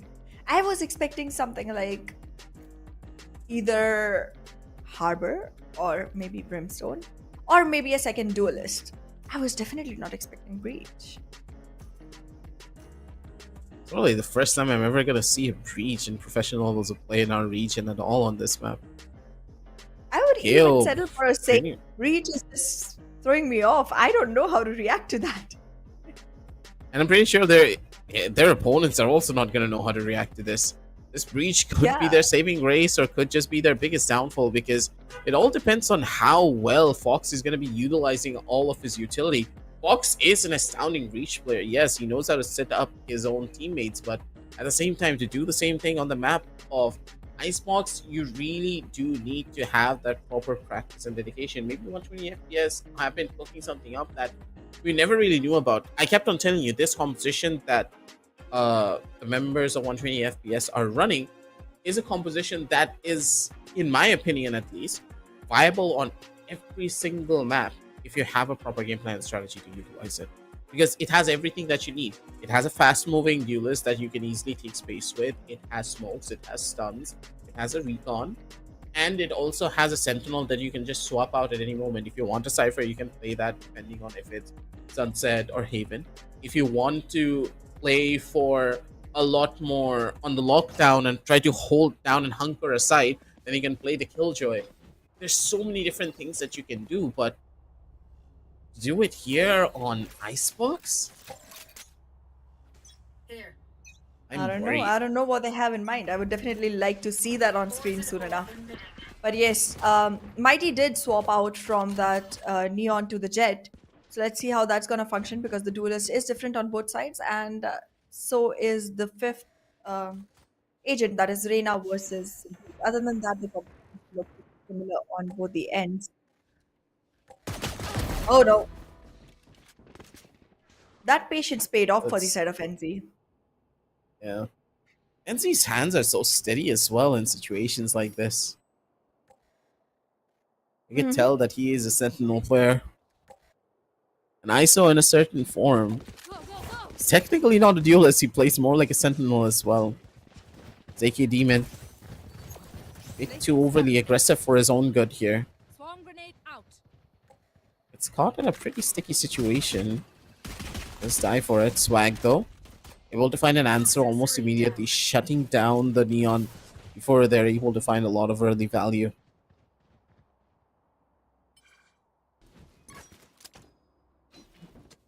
It does seem like the site is still gonna be easy to access for the side of 120 FPS. The plan from the side of nearest bus stand seems like they want to go for a retake instead of being caught like this while the process is happening. A good retaliation from the side of Prime. But yes, it's still gonna be a numbers advantage for the side of 120 FPS. An even more significant advantage in this. 69G. Waiting for his teammates to be that first line of contact pretty much. He's walking up, trying to see if he can find that first kill. Not gonna be able to gain much as Mighty. Last one remaining, isolated the 1v1 to the slightest degree as he wants to take the duel, but he's just not gonna be able to do so. Runs out of bullets at the very last second in Prime. No real emotions in his face whatsoever. 0-1.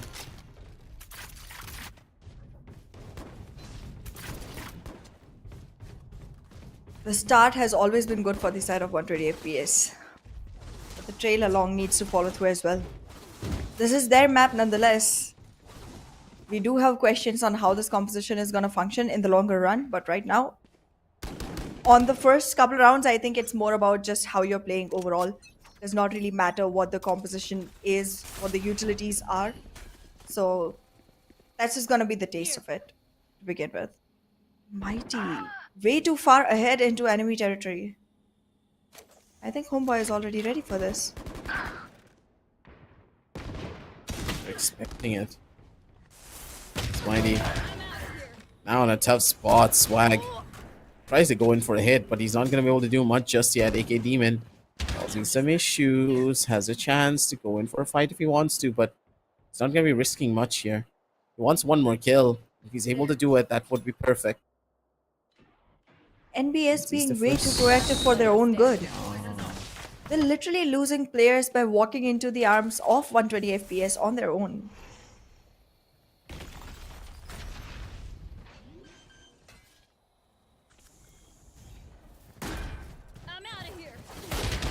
Simplicity is where it's all at at the end of the day. Spen. He was on the angle and he just waited for it, but even then, it's one kill at the bare minimum for his team, so as this was an eco round coming out from NBS, I would say this is completely fine for them. Play the round slow, go into the next one. Buys is where the real team train could just be starting for them. It's Mighty opting for the outlaw, knowing that he did a slight bit of damage to his opposition, so he can play for something like this. But the risk,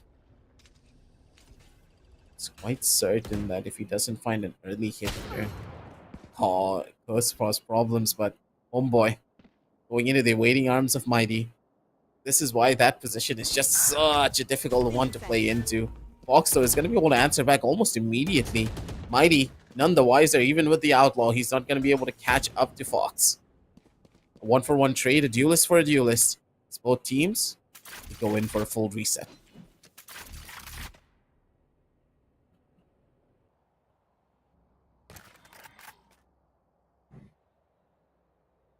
It's still at a standstill. Both the teams are at a standoff.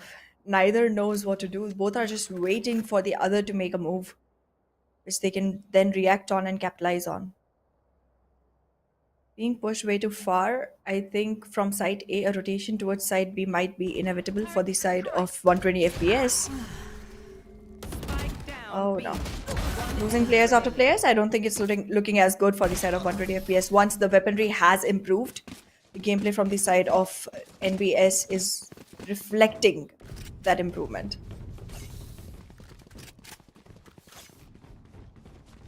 It was a very crucial round for the members of NBS to try and take a win on. Their economy a little bit further stabilized now. They need to get this operator online first, though, I do believe, because even though there is a breach waiting for them on the opposite side, this operator is going to be able to find ample amounts of value in the hands of Mighty. Because on this double duelist composition, as long as Mighty has an operator in his hands, he can funnel everyone towards AK Demon, whereas Reina can Reina can really find optimal value compared to all of the other agents. Fear that he can create and the confusion that he can cause will be one of their biggest assets moving forward. Lenzi, once again, waiting for AK Demon to make that mistake, to push up a little bit too close for comfort here. It all depends on him to make that first move.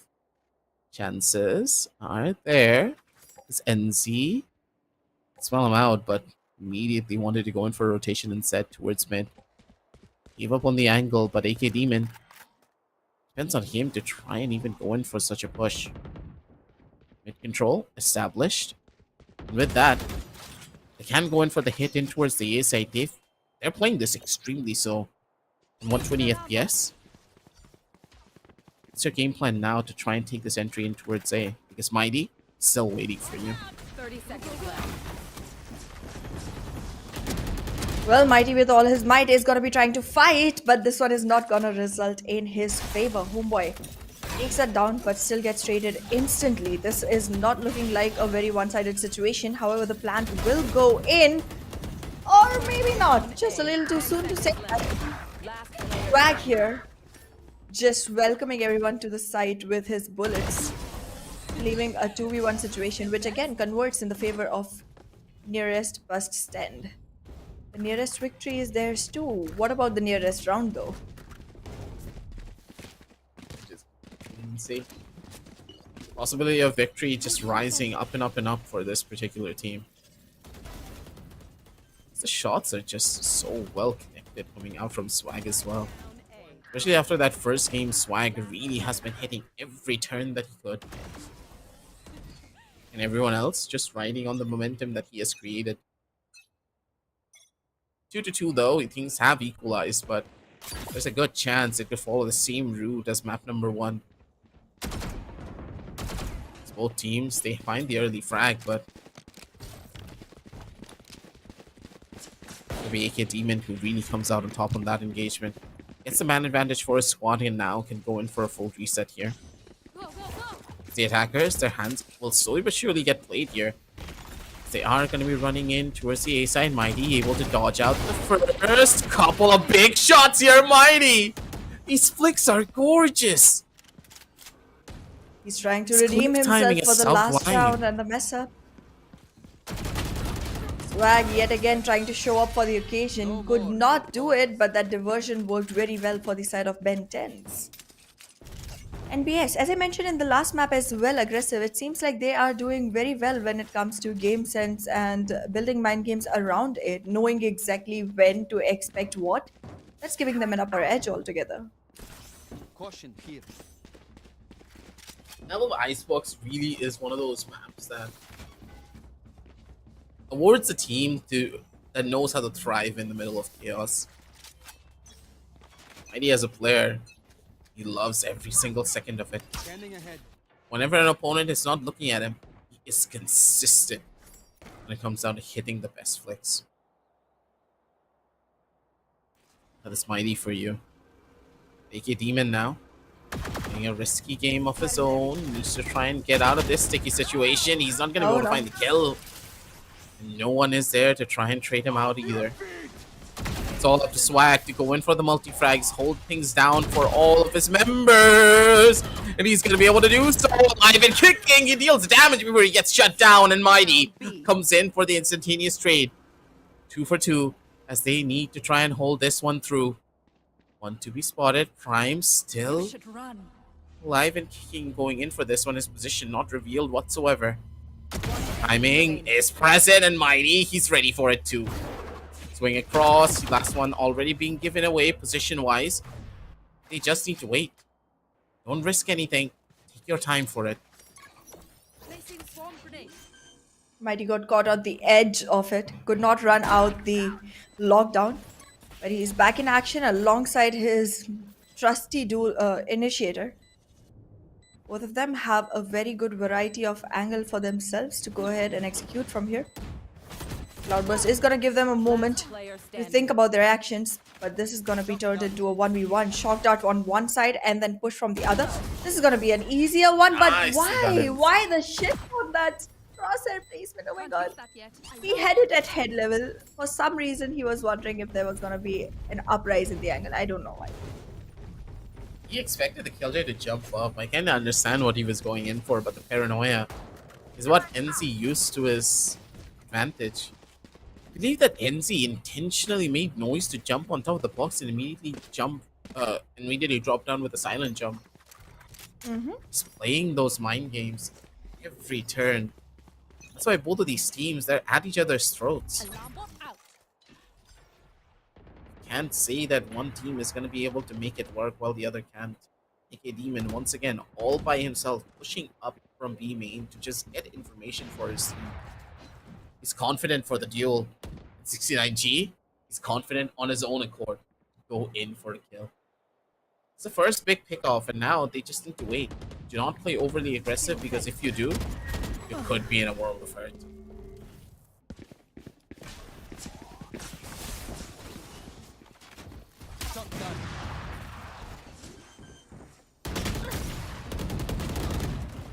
No charges left.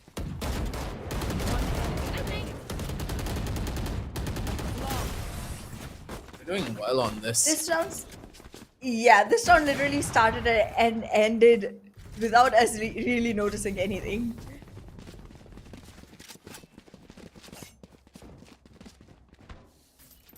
Well, and- cards here already for them too, as the members of nearest BUSTAND.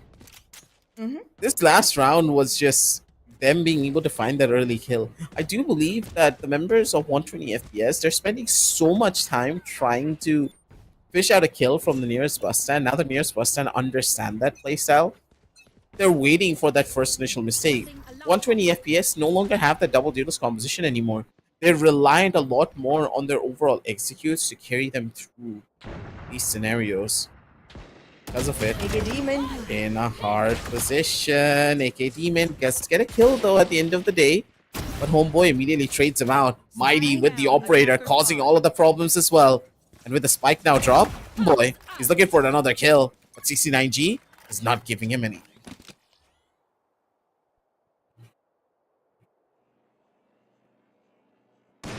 4v2 situation, the numbers on the side of 120 FPS don't look like they are very extensively in the favor. However, the position being revealed is yet another added disadvantage for the side of 120 FPS. 69G already pushing forward for a lurk. Gets one, tries for the other, does not make it. That Marshall is just going to be stronger here. It's a 3v1 though. Cannot count all the cards in. And with that last bullet coming in from the side of T-Swag, this is going to be yet another round for the side of nearest bus stop. Not only do they have the round, they have 3 ultimates ready to go.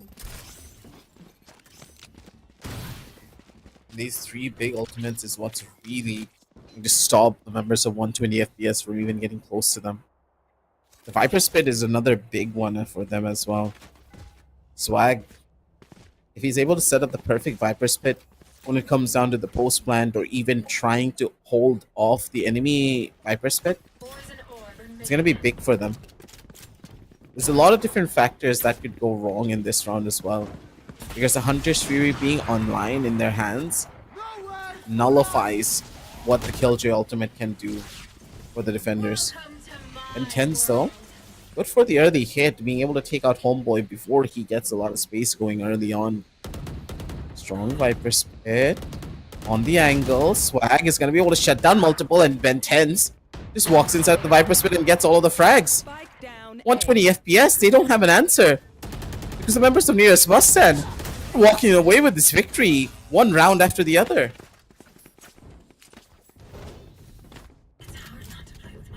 It's like a streak has started. The snowball effect is already in effect for the side of nearest bus stop. 6-3 as the scoreline stands. About time for the side of 120 FPS to go ahead and take that tactical timeout. They do need to rethink how they're going to execute for the further rounds, because once the advantage rolls in the favor of nearest bus stop, it's going to be hard to stop them.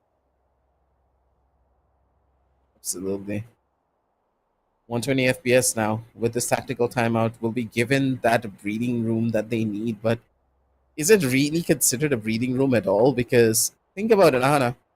They utilized their Mhm. Hunter's Fury. The only thing that could counter the Killjoy lockdown that's waiting for them on the opposite side in the hands of nearest bus stand. Without this Hunter's Fury, you're pretty much stuck on playing further back positions where you need to rely a lot more on your lineups. If you don't have lineups, then you are screwed. True. True. I see what you're getting at. It's definitely going to be at least one round before 120 FPS can even put anything they think of right now into action. Doesn't seem like they're in the best position to go ahead and acquire anything just yet. But nearest bus stand, they might just be able to whiff the strategy from this one for the coming. Oh, talking about lineups, there goes one. It will work. That's not a lineup that you can really rely upon just yet. Yeah, I know. But it's still a Going lineup early. nonetheless. I mean, true.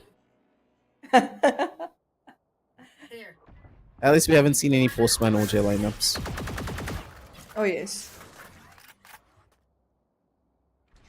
Not yet, anyways. 69G though. Waiting for his first opportunity. Nanoswarm being utilized to hold down his opponents for as long as he possibly can.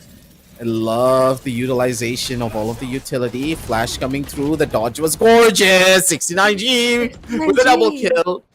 He is unfazed. This is what the man can do. Another couple of big kills Oh, coming in as AK Demon doesn't really find the flick that he would have wanted. Two big frags and 69G looking for even more, but Swag is going to be the one to come up on top instead with his buddy Mighty. 7-3. It's the nearest bus stand. They are in control of the map. true that. They are dominating right now. And out of the next two, even if they get one single round, it's more than enough to put them at a very winning situation for the coming half.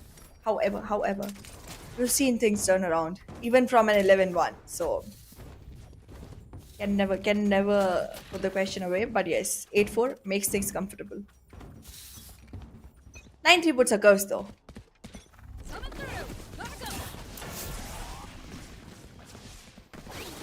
Straight up jump across now. Oh Homeboy. boy.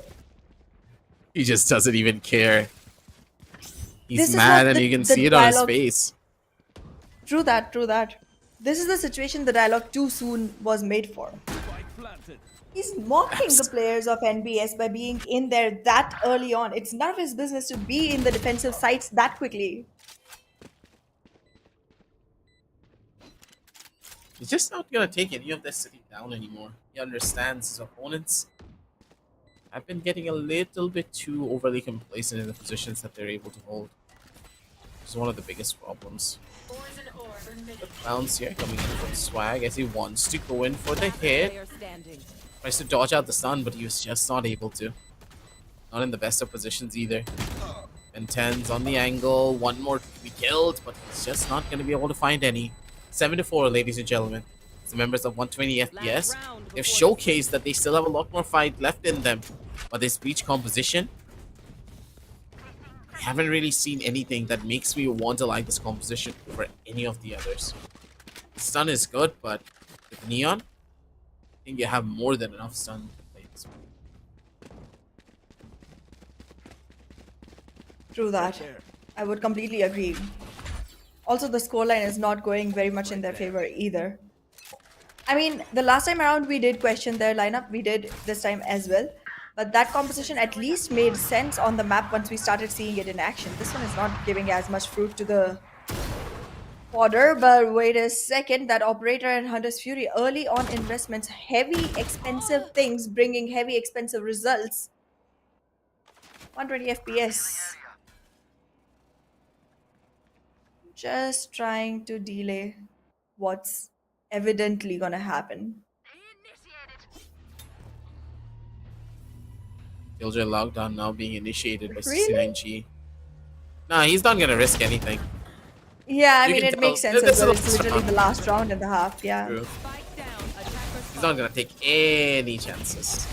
I think the last duel shut him down before he can even get any form of value. 49 seconds left on the clock. You have to be careful though, just in case. Prime. We found that kill over towards AK Demon. This would have been a little bit more sweaty. But on an 8-4 half, members of Mirror's BUSTAND going into the second half with pretty much full confidence. You could tell that Mighty, he was smiling because finally he's able to shoot his gun, take these duels with full confidence. Correct me if I'm wrong, but we did not see the Viper Spit get deployed at all whatsoever in the last round, right? Last match, right? Last half. Sorry. Oh my god. Yes, I am wrong. Yeah, on the last match, we also didn't see a Viper Spit, that is true. But on the last half as well, yes, there was no Viper Spit because think about it. There's no situation where you want to utilize a Viper Spit, right? Think about it. True that, but If it was you on use the the defensive Viper side. Spit They as could have yeah, just... on the defense, think about it, Anna. If you use the Viper Spit, you're allowing your opponents, the attackers, to walk into the Viper Spit and possibly go from the top or even go in from the bottom. You only want to use it defensively on a retake. If you use it very early on in the very beginning of a round, the Valorant meta has shifted in such a way that it's a lot more dangerous to use the Viper Spit like that instead of opting to use it on a retake. Yes, exactly. I mean, long gone are the days when the mid area was completely under Viper control whenever you had the Viper Spit coming to your favor.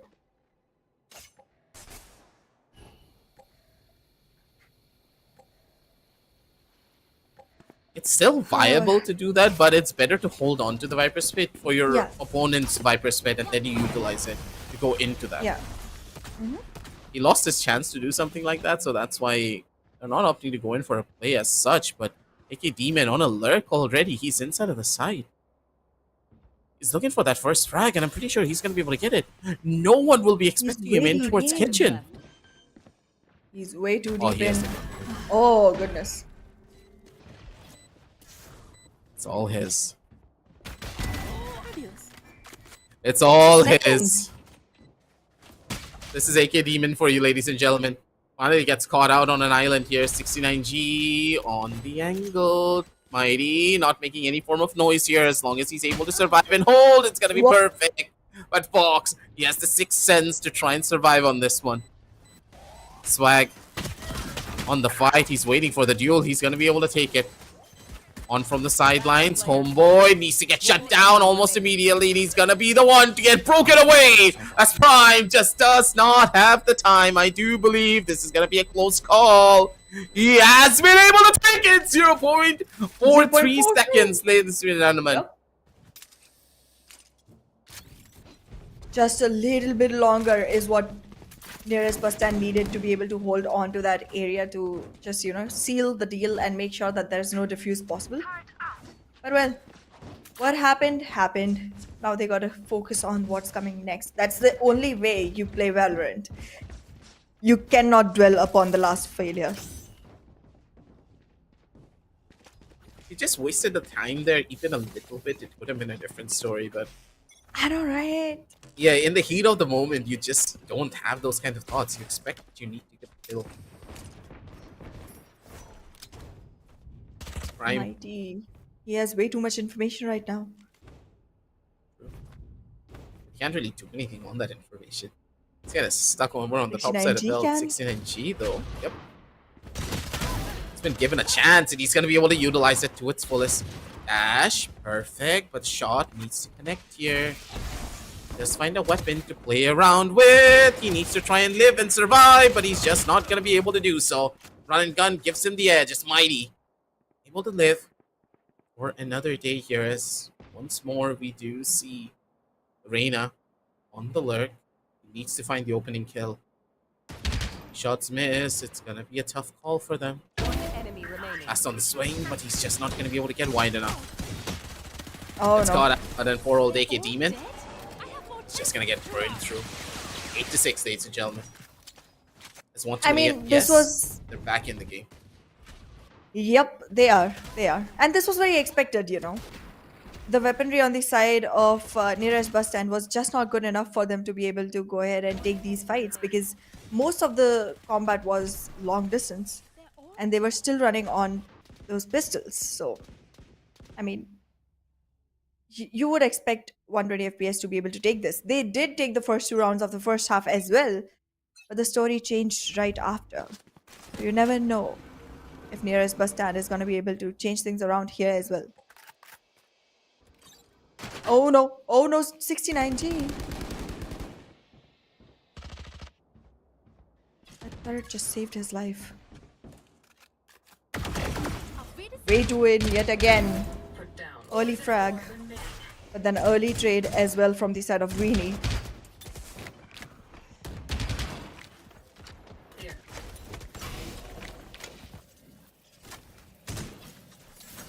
Mighty now.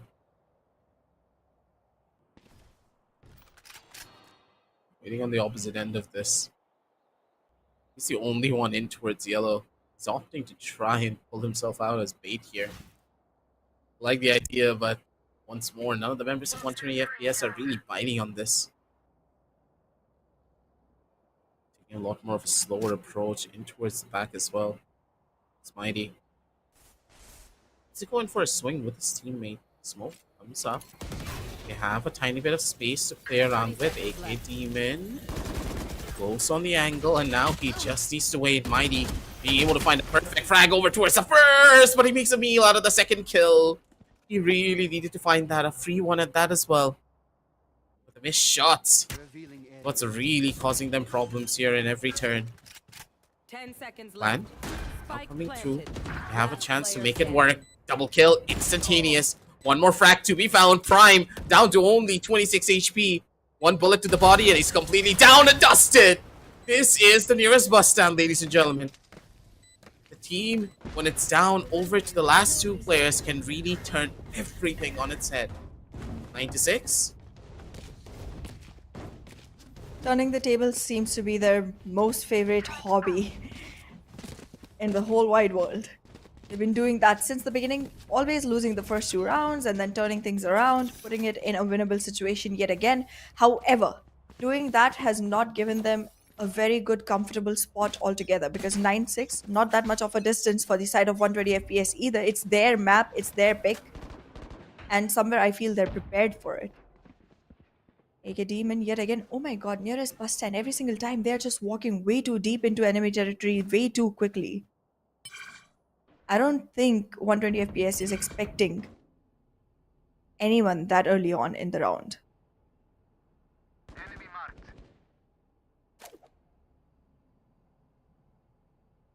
It's more calm before the storm. It's AK Demon.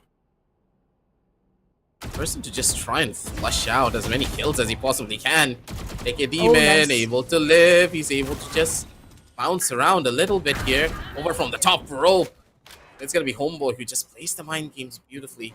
Prime is going to be able to shut down 69G in the process over towards the opposite side. NZ is going for the kill. He's not going to be able to do so just yet. Mighty missed out on a couple of opportunities. But Swag being able to get the crossover towards the opposite side. As long as he lives, it's going to be perfect. But he gets caught out by the recon bolt. Another big hit as NZ comes in for the final 2 shots. Members of nearest bus stand left scratching their heads for that one. Through that, 3 kills nonetheless for the side of NZ from 120 FPS. Round after round, 120 FPS is inching closer and closer to nearest bus stand, and it seems like their scoreline might just be brought to a standstill soon enough if they're not able to carry forward with the kind of gameplay that they started with. I'm still waiting to see as much explosion coming in from the side of Homeboy though. Being a duelist, being on just 7 kills so far, I believe there's more that should happen there.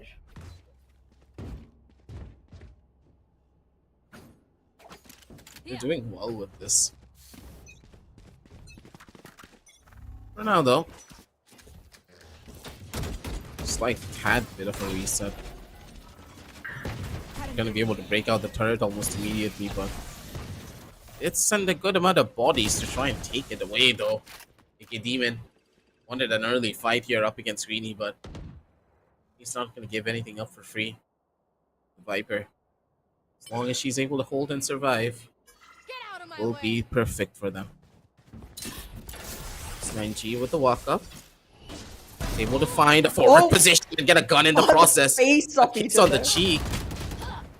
But the shot missed. That was such a crucial kill for them to find as well. Greeny able to find so much value at every turn. Swag jumps across. He's able to get all the space that he needs in the entire world. Now it's all up to Mighty. He's able to find the perfect lurk going, and the timing needs to be immaculate as well.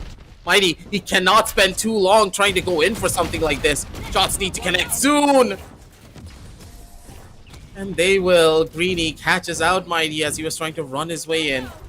9-8. It's the Blade Storm on absolutely no value. Not the round they expected for themselves. About time for nearest bus stop to start getting their feet on the ground.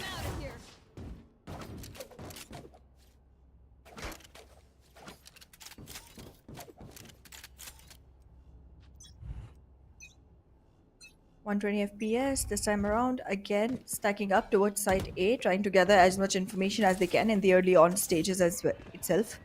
They know if they don't keep their eyes open at all times, there's gonna be sneaky entries coming in from the side of nearest bus stand, and in the process, AK Demon being caught yet again. I think it's about time NBS stops doing those sneaky walk-ins into the site. They've been called out now. Spike down A. Absolutely. They have been called out, but in a way, you would think that even if they are called out, they're going to be completely fine with it. The team just knows how to make these lurks work. They just need it for the space, and as soon as they're able to gain it, and if they do die, that's a completely fine situation for them. And the angle's pretty good. Greeny able to find a good chunk of value and damage as well in the process. Swag stuck in an obvious corner, and he's just not going to be able to get out. Shots needed to connect. It all really came down to the gunfight. The fact that Mighty was just not able to find the second kill there. And that Swag is just done for no matter what happens to him. Mighty needed to play that one slow with his teammate, but instead, he wanted to take the duel. He died in the process for it. These are all very simple mistakes, and in a way, they're getting mechanically diffed on the map of Icebox. It's causing them to fall at every turn.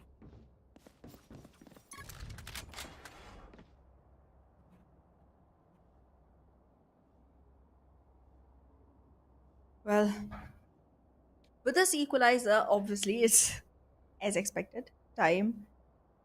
Wait a second. I thought NBS was gonna call the tactical timeout. It is who it is. More desperate for the map altogether, it is gonna be 120 FPS.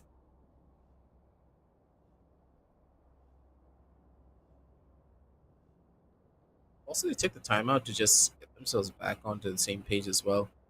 Enzi just fell asleep. Look at the guy. What is this? An Aspas cosplay? The man's gone. Inspiration. Aspas is nothing but inspiration. Absolutely. For Enzi, he's just like another day in the office for me. I'm gonna hit my shots. I'm gonna get my kills. Even if my teammates are not able to perform to their fullest, I will make sure to put them on my back if I need to. Make sure we all go towards that finish line. Still have a pretty strong chance. Both of these teams are so evenly matched. It comes down to the overall gameplay. Given the opportunity, they're able to do wonders.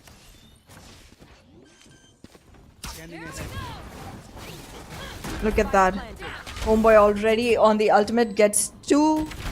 Ready for a 3rd. Last player standing. About to get my the 4th, God, but he will be Mighty. shut down by Mighty. Mighty, do not do a damn thing. Stick like glue over to Swag if you want to win this round. The sheriff is on Forensic? patrol, sir. The sheriff is on patrol. Last player standing. Hello? Why would you bait Okay, never mind. Oh, this is bad. I would have thought Never that mind. Mighty should have been baited, but it's gonna be a thrifty nonetheless. With a stolen vandal. Yeah. Shop. Shop, buddy, shop.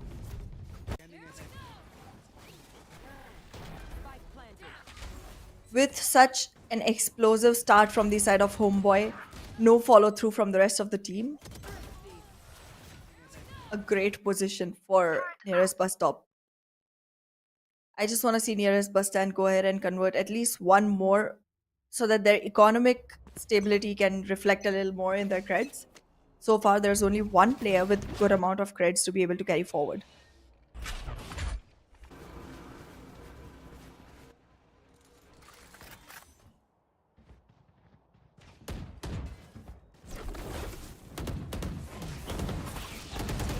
Fox is gonna be the first line of defense going into this.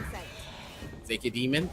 Sanji, they're able to take control. Nearly missed out on Fox though. If Fox lived there, that could have been a big one.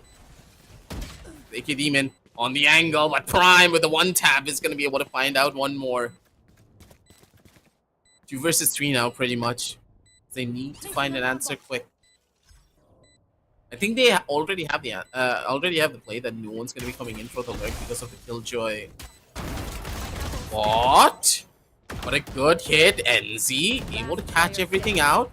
Firstly on the bullet here, it's all up to Mighty to go in for the big play. Mighty takes out one more on the angle. Needs to try and survive this, but he didn't even try to jiggle this. Mighty, he has done this to you every single time. How many more times do you need to be killed like this for you to understand that Prime just walks up on everyone? He does not care. I don't get it. I don't get it what's up with nearest bus stand. This has happened at least thrice already with Prime being the last one surviving and not to one single player. It's happened even when he was up against 2 players, up against 3 players. I'm not getting it. When do you learn? We just complimented NBS on their adaptability on the last map. Where has it gone? Where is that quick learning from the mistakes you've made before?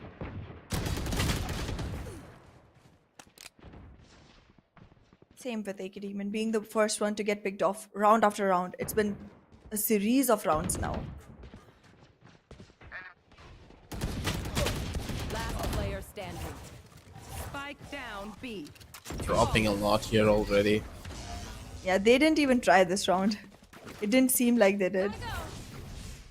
It was so easy for 120 FPS. 10 to 11. Immediate pause being taken now by the members of nearest bus stand. They understand they need to get back to the drawing board on this one. Finally. Very big mistakes overall as 69G really didn't need to even throw out that nano swarm even. Or even if you wanted to throw out that nano swarm, you need to go in for a lineup up against players like this. Even if you peek out your head for half a second, they're gonna take it off your shoulders before you can even blink. Couple of mistakes to be learned from here. That's why this pause has been taken to just calm everyone down and get them all back on the same page. It's the way that the nearest bus stand are playing. Their team just does not look to be on that same page whatsoever.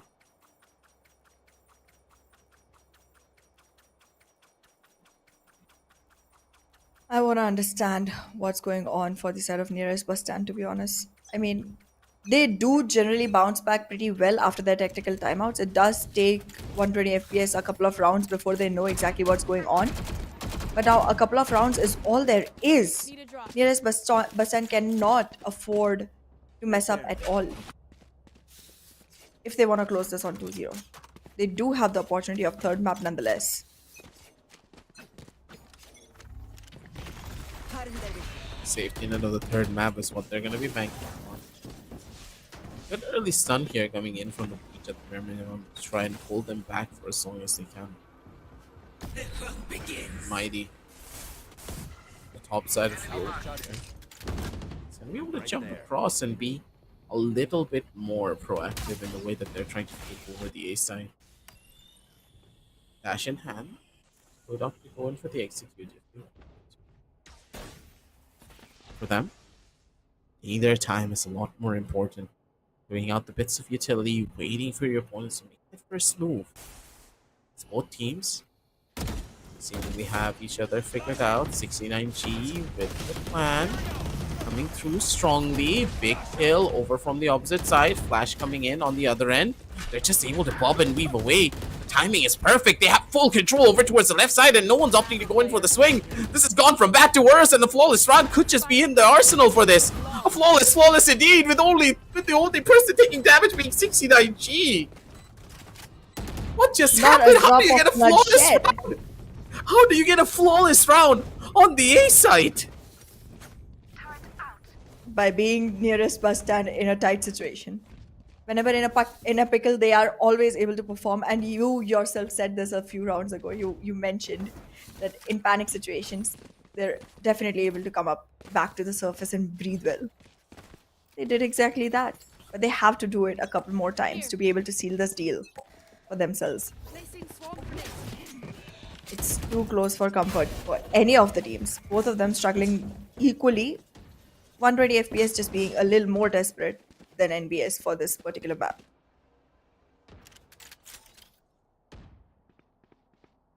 You should run. Builder lockdown is going to give them a little bit of an open site to play with. 120 FPS, I do not believe that they are going to be investing the Hunter's Fury to try and do this. Get the plan denial at the bare minimum. They did. They need to get that plan denial too. This is perfect. Hunter's Fury being used on the reverse format. No one really needs to peek from that angle there. You can just wait, play it slow. The post plant, most crucial and important part here. Mighty in a much more optimum position. He can now just play on the angle, get everything set up and ready. AK team in, good for the first kill. Immediately going to be able to jump out. Mighty, position still unknown, and no one's probably going to be clearing him either. Mighty, able to find the multi-frags that he needed. Green is able to find the double prime, still holding down the line. The last player, the last hopes and dreams for the members of 120 FPS. As they're trying to make the difference here. One on the top lane, one at the bottom, swing across, and it's going to be Ben 10s who comes in for the final frag. 12 and 11. They On learned the lesson. match point.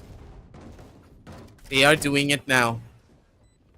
They Change did up learn and the lesson. switch. They learned it well. Yep, Mm-hmm. they did. Yet again, it was Prime. Did not die to him, thankfully.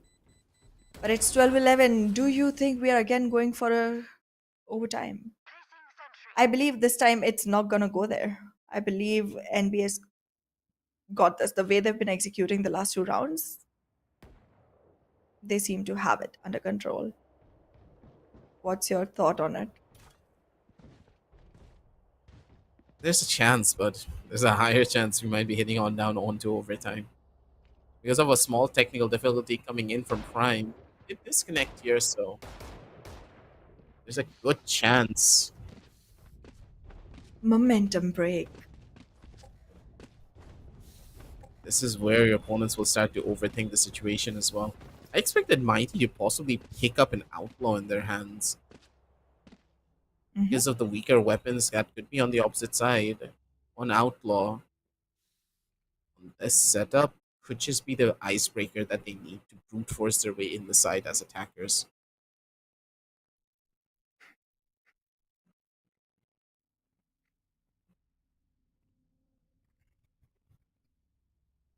Let's see. So far, the execution of on site A has been perfect. This tech pause is definitely going to give a little bit of time for 120 FPS to rethink how to deal with that aggression that's coming from the side of NBS on site A. But if you look at the markers, it seems like they might not even be deciding to go towards it. They're setting up expectations for site A for 120 FPS, but it might just be a B execute. It's a good chance, but what a lot of professional players have been doing, especially with the Viper these days, is just sending out the Viper smoke onto the B side and then executing on A without the Viper smoke being present. It's very easy to do that when you think about it, because on that last round, you could tell that the Viper smoke on screens was barely utilized at any point. no one even True. swung out towards screens. So the only reason why you would ever want that Viper smoke is to protect the player on elbow, but the elbow player generally doesn't even see anything because of the defender side Viper smoke. So I'm hoping that in this particular round, because things have settled down a little bit, that they will place that default wall once again towards the B side. Force the enemies to have that constant thought process that there's someone possibly waiting for me on that B side. Instead, going to be opting for an A hit overall. There's a lot of different options and a lot of different things that could go well for the members of the nearest bus stand, giving them this free victory here. Otherwise, 120 FPS, they're at the edge of trying to push into overtime. Being on that edge is what makes them so dangerous. Because when you have victory right in front of you, that's when you will try whatever it takes for you to gain it.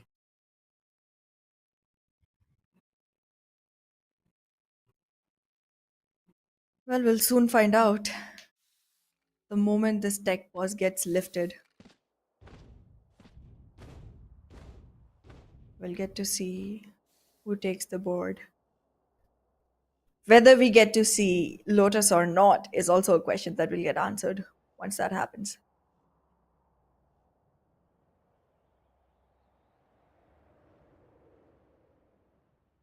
I'm liking the weaponry on the side of NBS. I'm liking uh, the overall situation that NBS is in.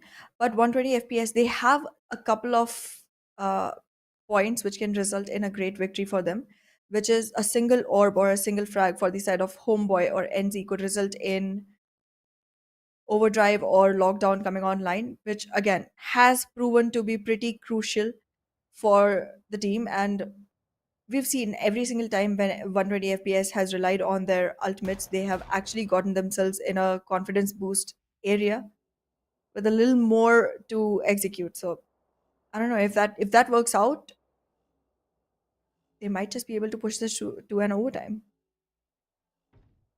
because nobody from the side of NBS seems to be close enough to get their ultimate online to be able to counter it. That is for certain. It's all up to NZ now. How does he want to play this? Even then, like when you're on the defensive side as a killjoy, it's very risky for you to even try to play for the orbs. You need to play for a kill, and if you die out trying to get that kill, it's an even bigger issue. They need to make a choice, and this is where these nerve-wracking choices could be the difference from you getting an overtime or your own tournament lives being on the line by being pushed onto the lower brackets. It's a nerve-wracking choice to make, but I do believe, knowing NZ, he's gonna take that fight.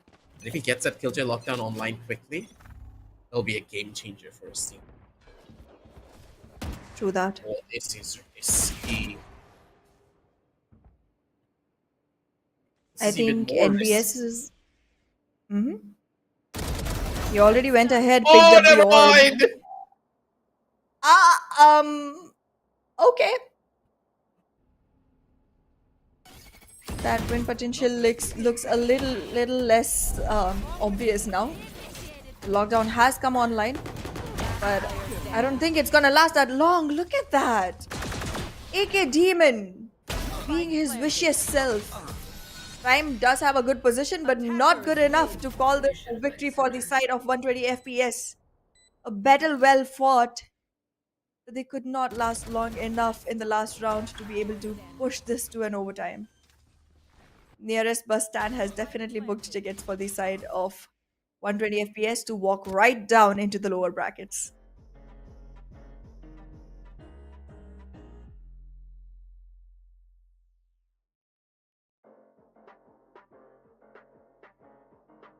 I believe that the way the game has opened up for the side of 120 FPS, they were not expecting it. I'm pretty sure that they were looking forward to being able to at least push this to an overtime, just like the last map. But then again, Nearest Bus Stand had a different plan, had a different story to tell. I was initially very skeptical, aggressive when they were not going forward for their tactical timeout, specifically on the scoreline 9-9. I expected nearest BUSTAND to go ahead and rethink their strategies and come back into the game. They waited a little too long. I did not know if that was going to be helpful enough, but I guess they just took their timeout at the right enough time for them to change things around, and yet for 120 FPS to not be able to grasp onto what's really happening and be caught off by surprise and seal that victory for themselves. This was, again, very close, but still ended on a 2-0.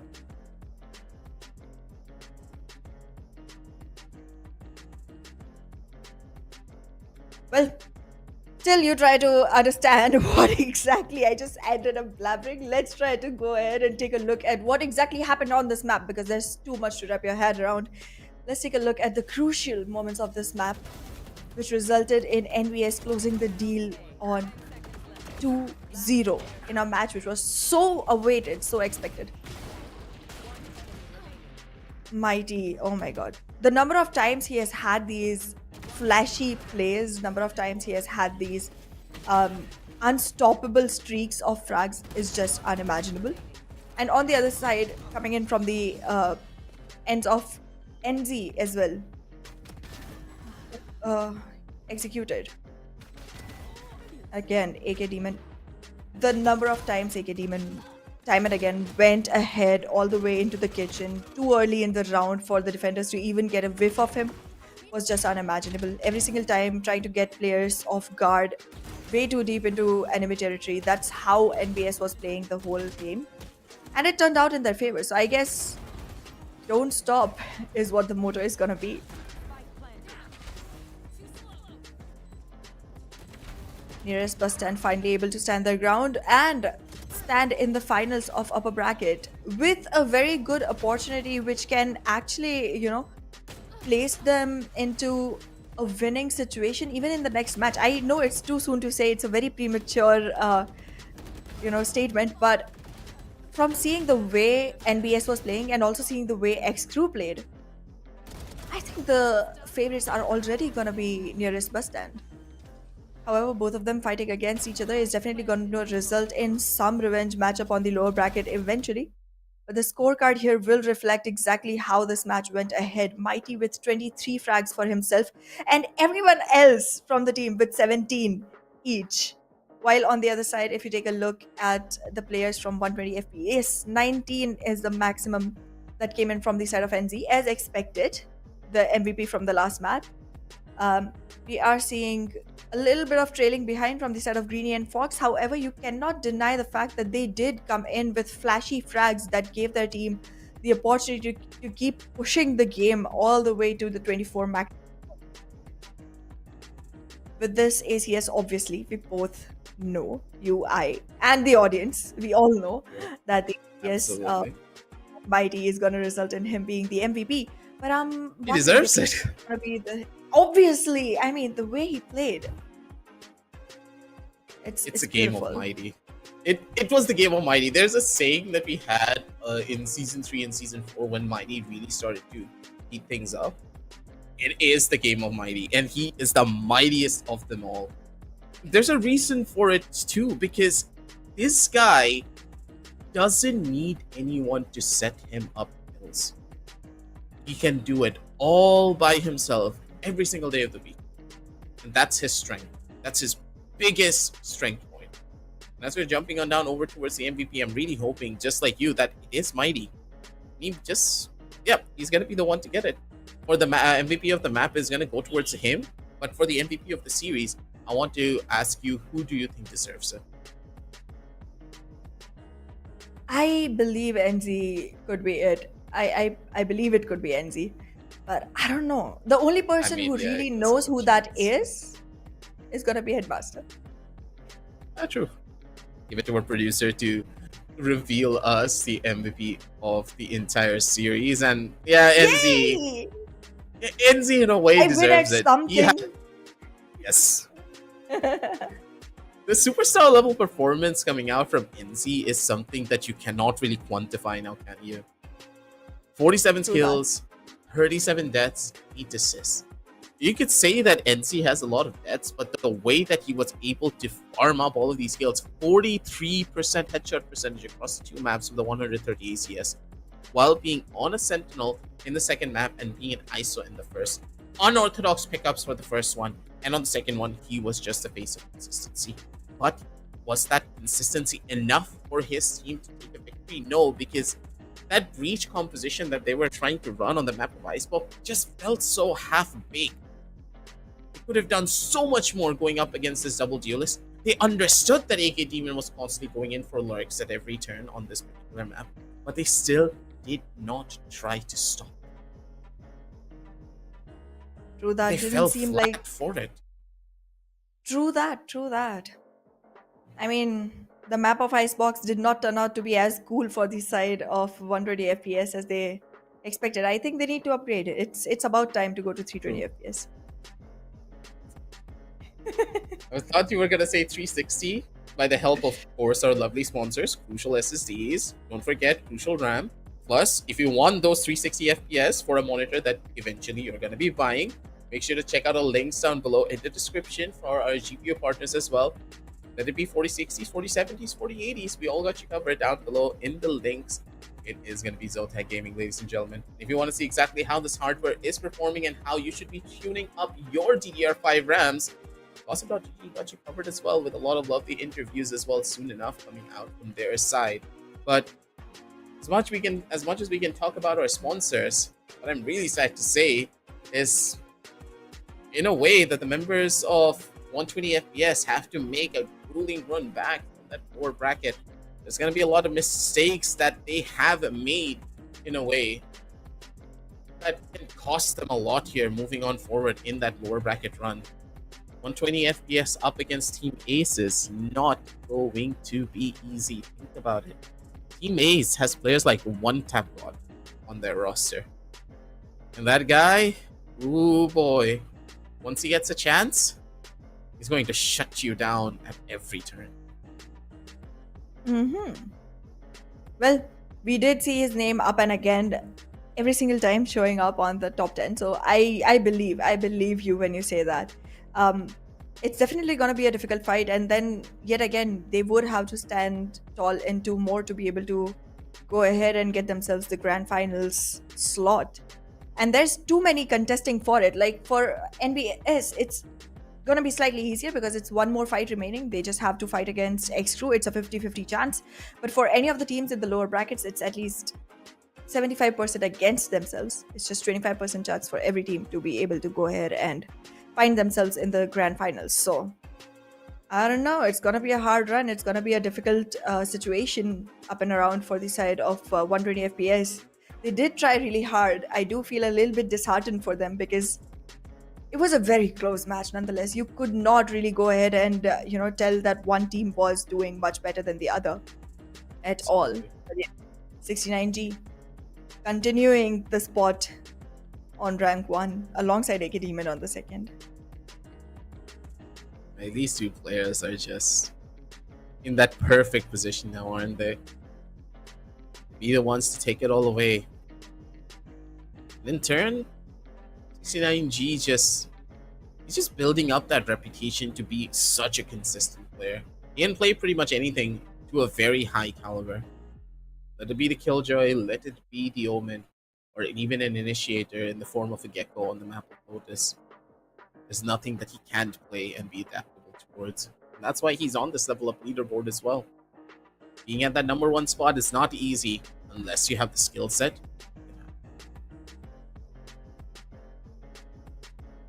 Very well done from the side of NBS. And the way the players have leveled up themselves on the leaderboard is itself pretty amazing to begin with. But yeah, we did not see any new names getting added to the list of level up leaderboards. But there's going to be enough opportunities for more and more players to go ahead and claim their spots on there. Absolutely. Given more time, more chances, and of course, more tournaments here at the Esports Club, ladies and gentlemen, there will be a lot more to give. Tomorrow, it's going to be the lower bracket run for the teams that we did see here today, and of course, yesterday as well, to see if they deserve to be here, and will their second chances be fruitful to them. Make sure to follow us down below in all of our socials, as well as hit the like and also hit the subscribe button as you are checking out our lovely sponsors to get updated for everything that we are doing here at the Esports Club. Multiple different tournaments running, and pretty much not only for Valorant, but for every single game. Imagine all of the links down below in the description. But for now, that's all that we have for you for tonight, ladies and gentlemen. Two big BO3s that were pretty much down to the wire, nail-biting moments up till the very end for either side. But for now, it's going to be your boy Aggressive with Ahana signing on off. And we're going to be seeing you tomorrow with a lot more action for the Esports Club Showdown Series Season 5 Valorant, powered by Crucial by Micron, with our GPA partners Zotac Gaming and the media partners Gossip.gg. Good night and happy gaming.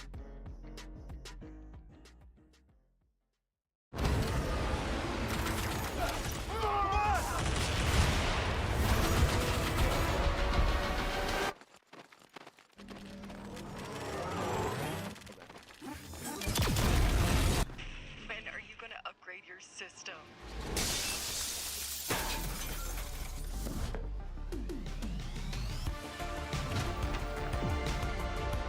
Alright, let's do this.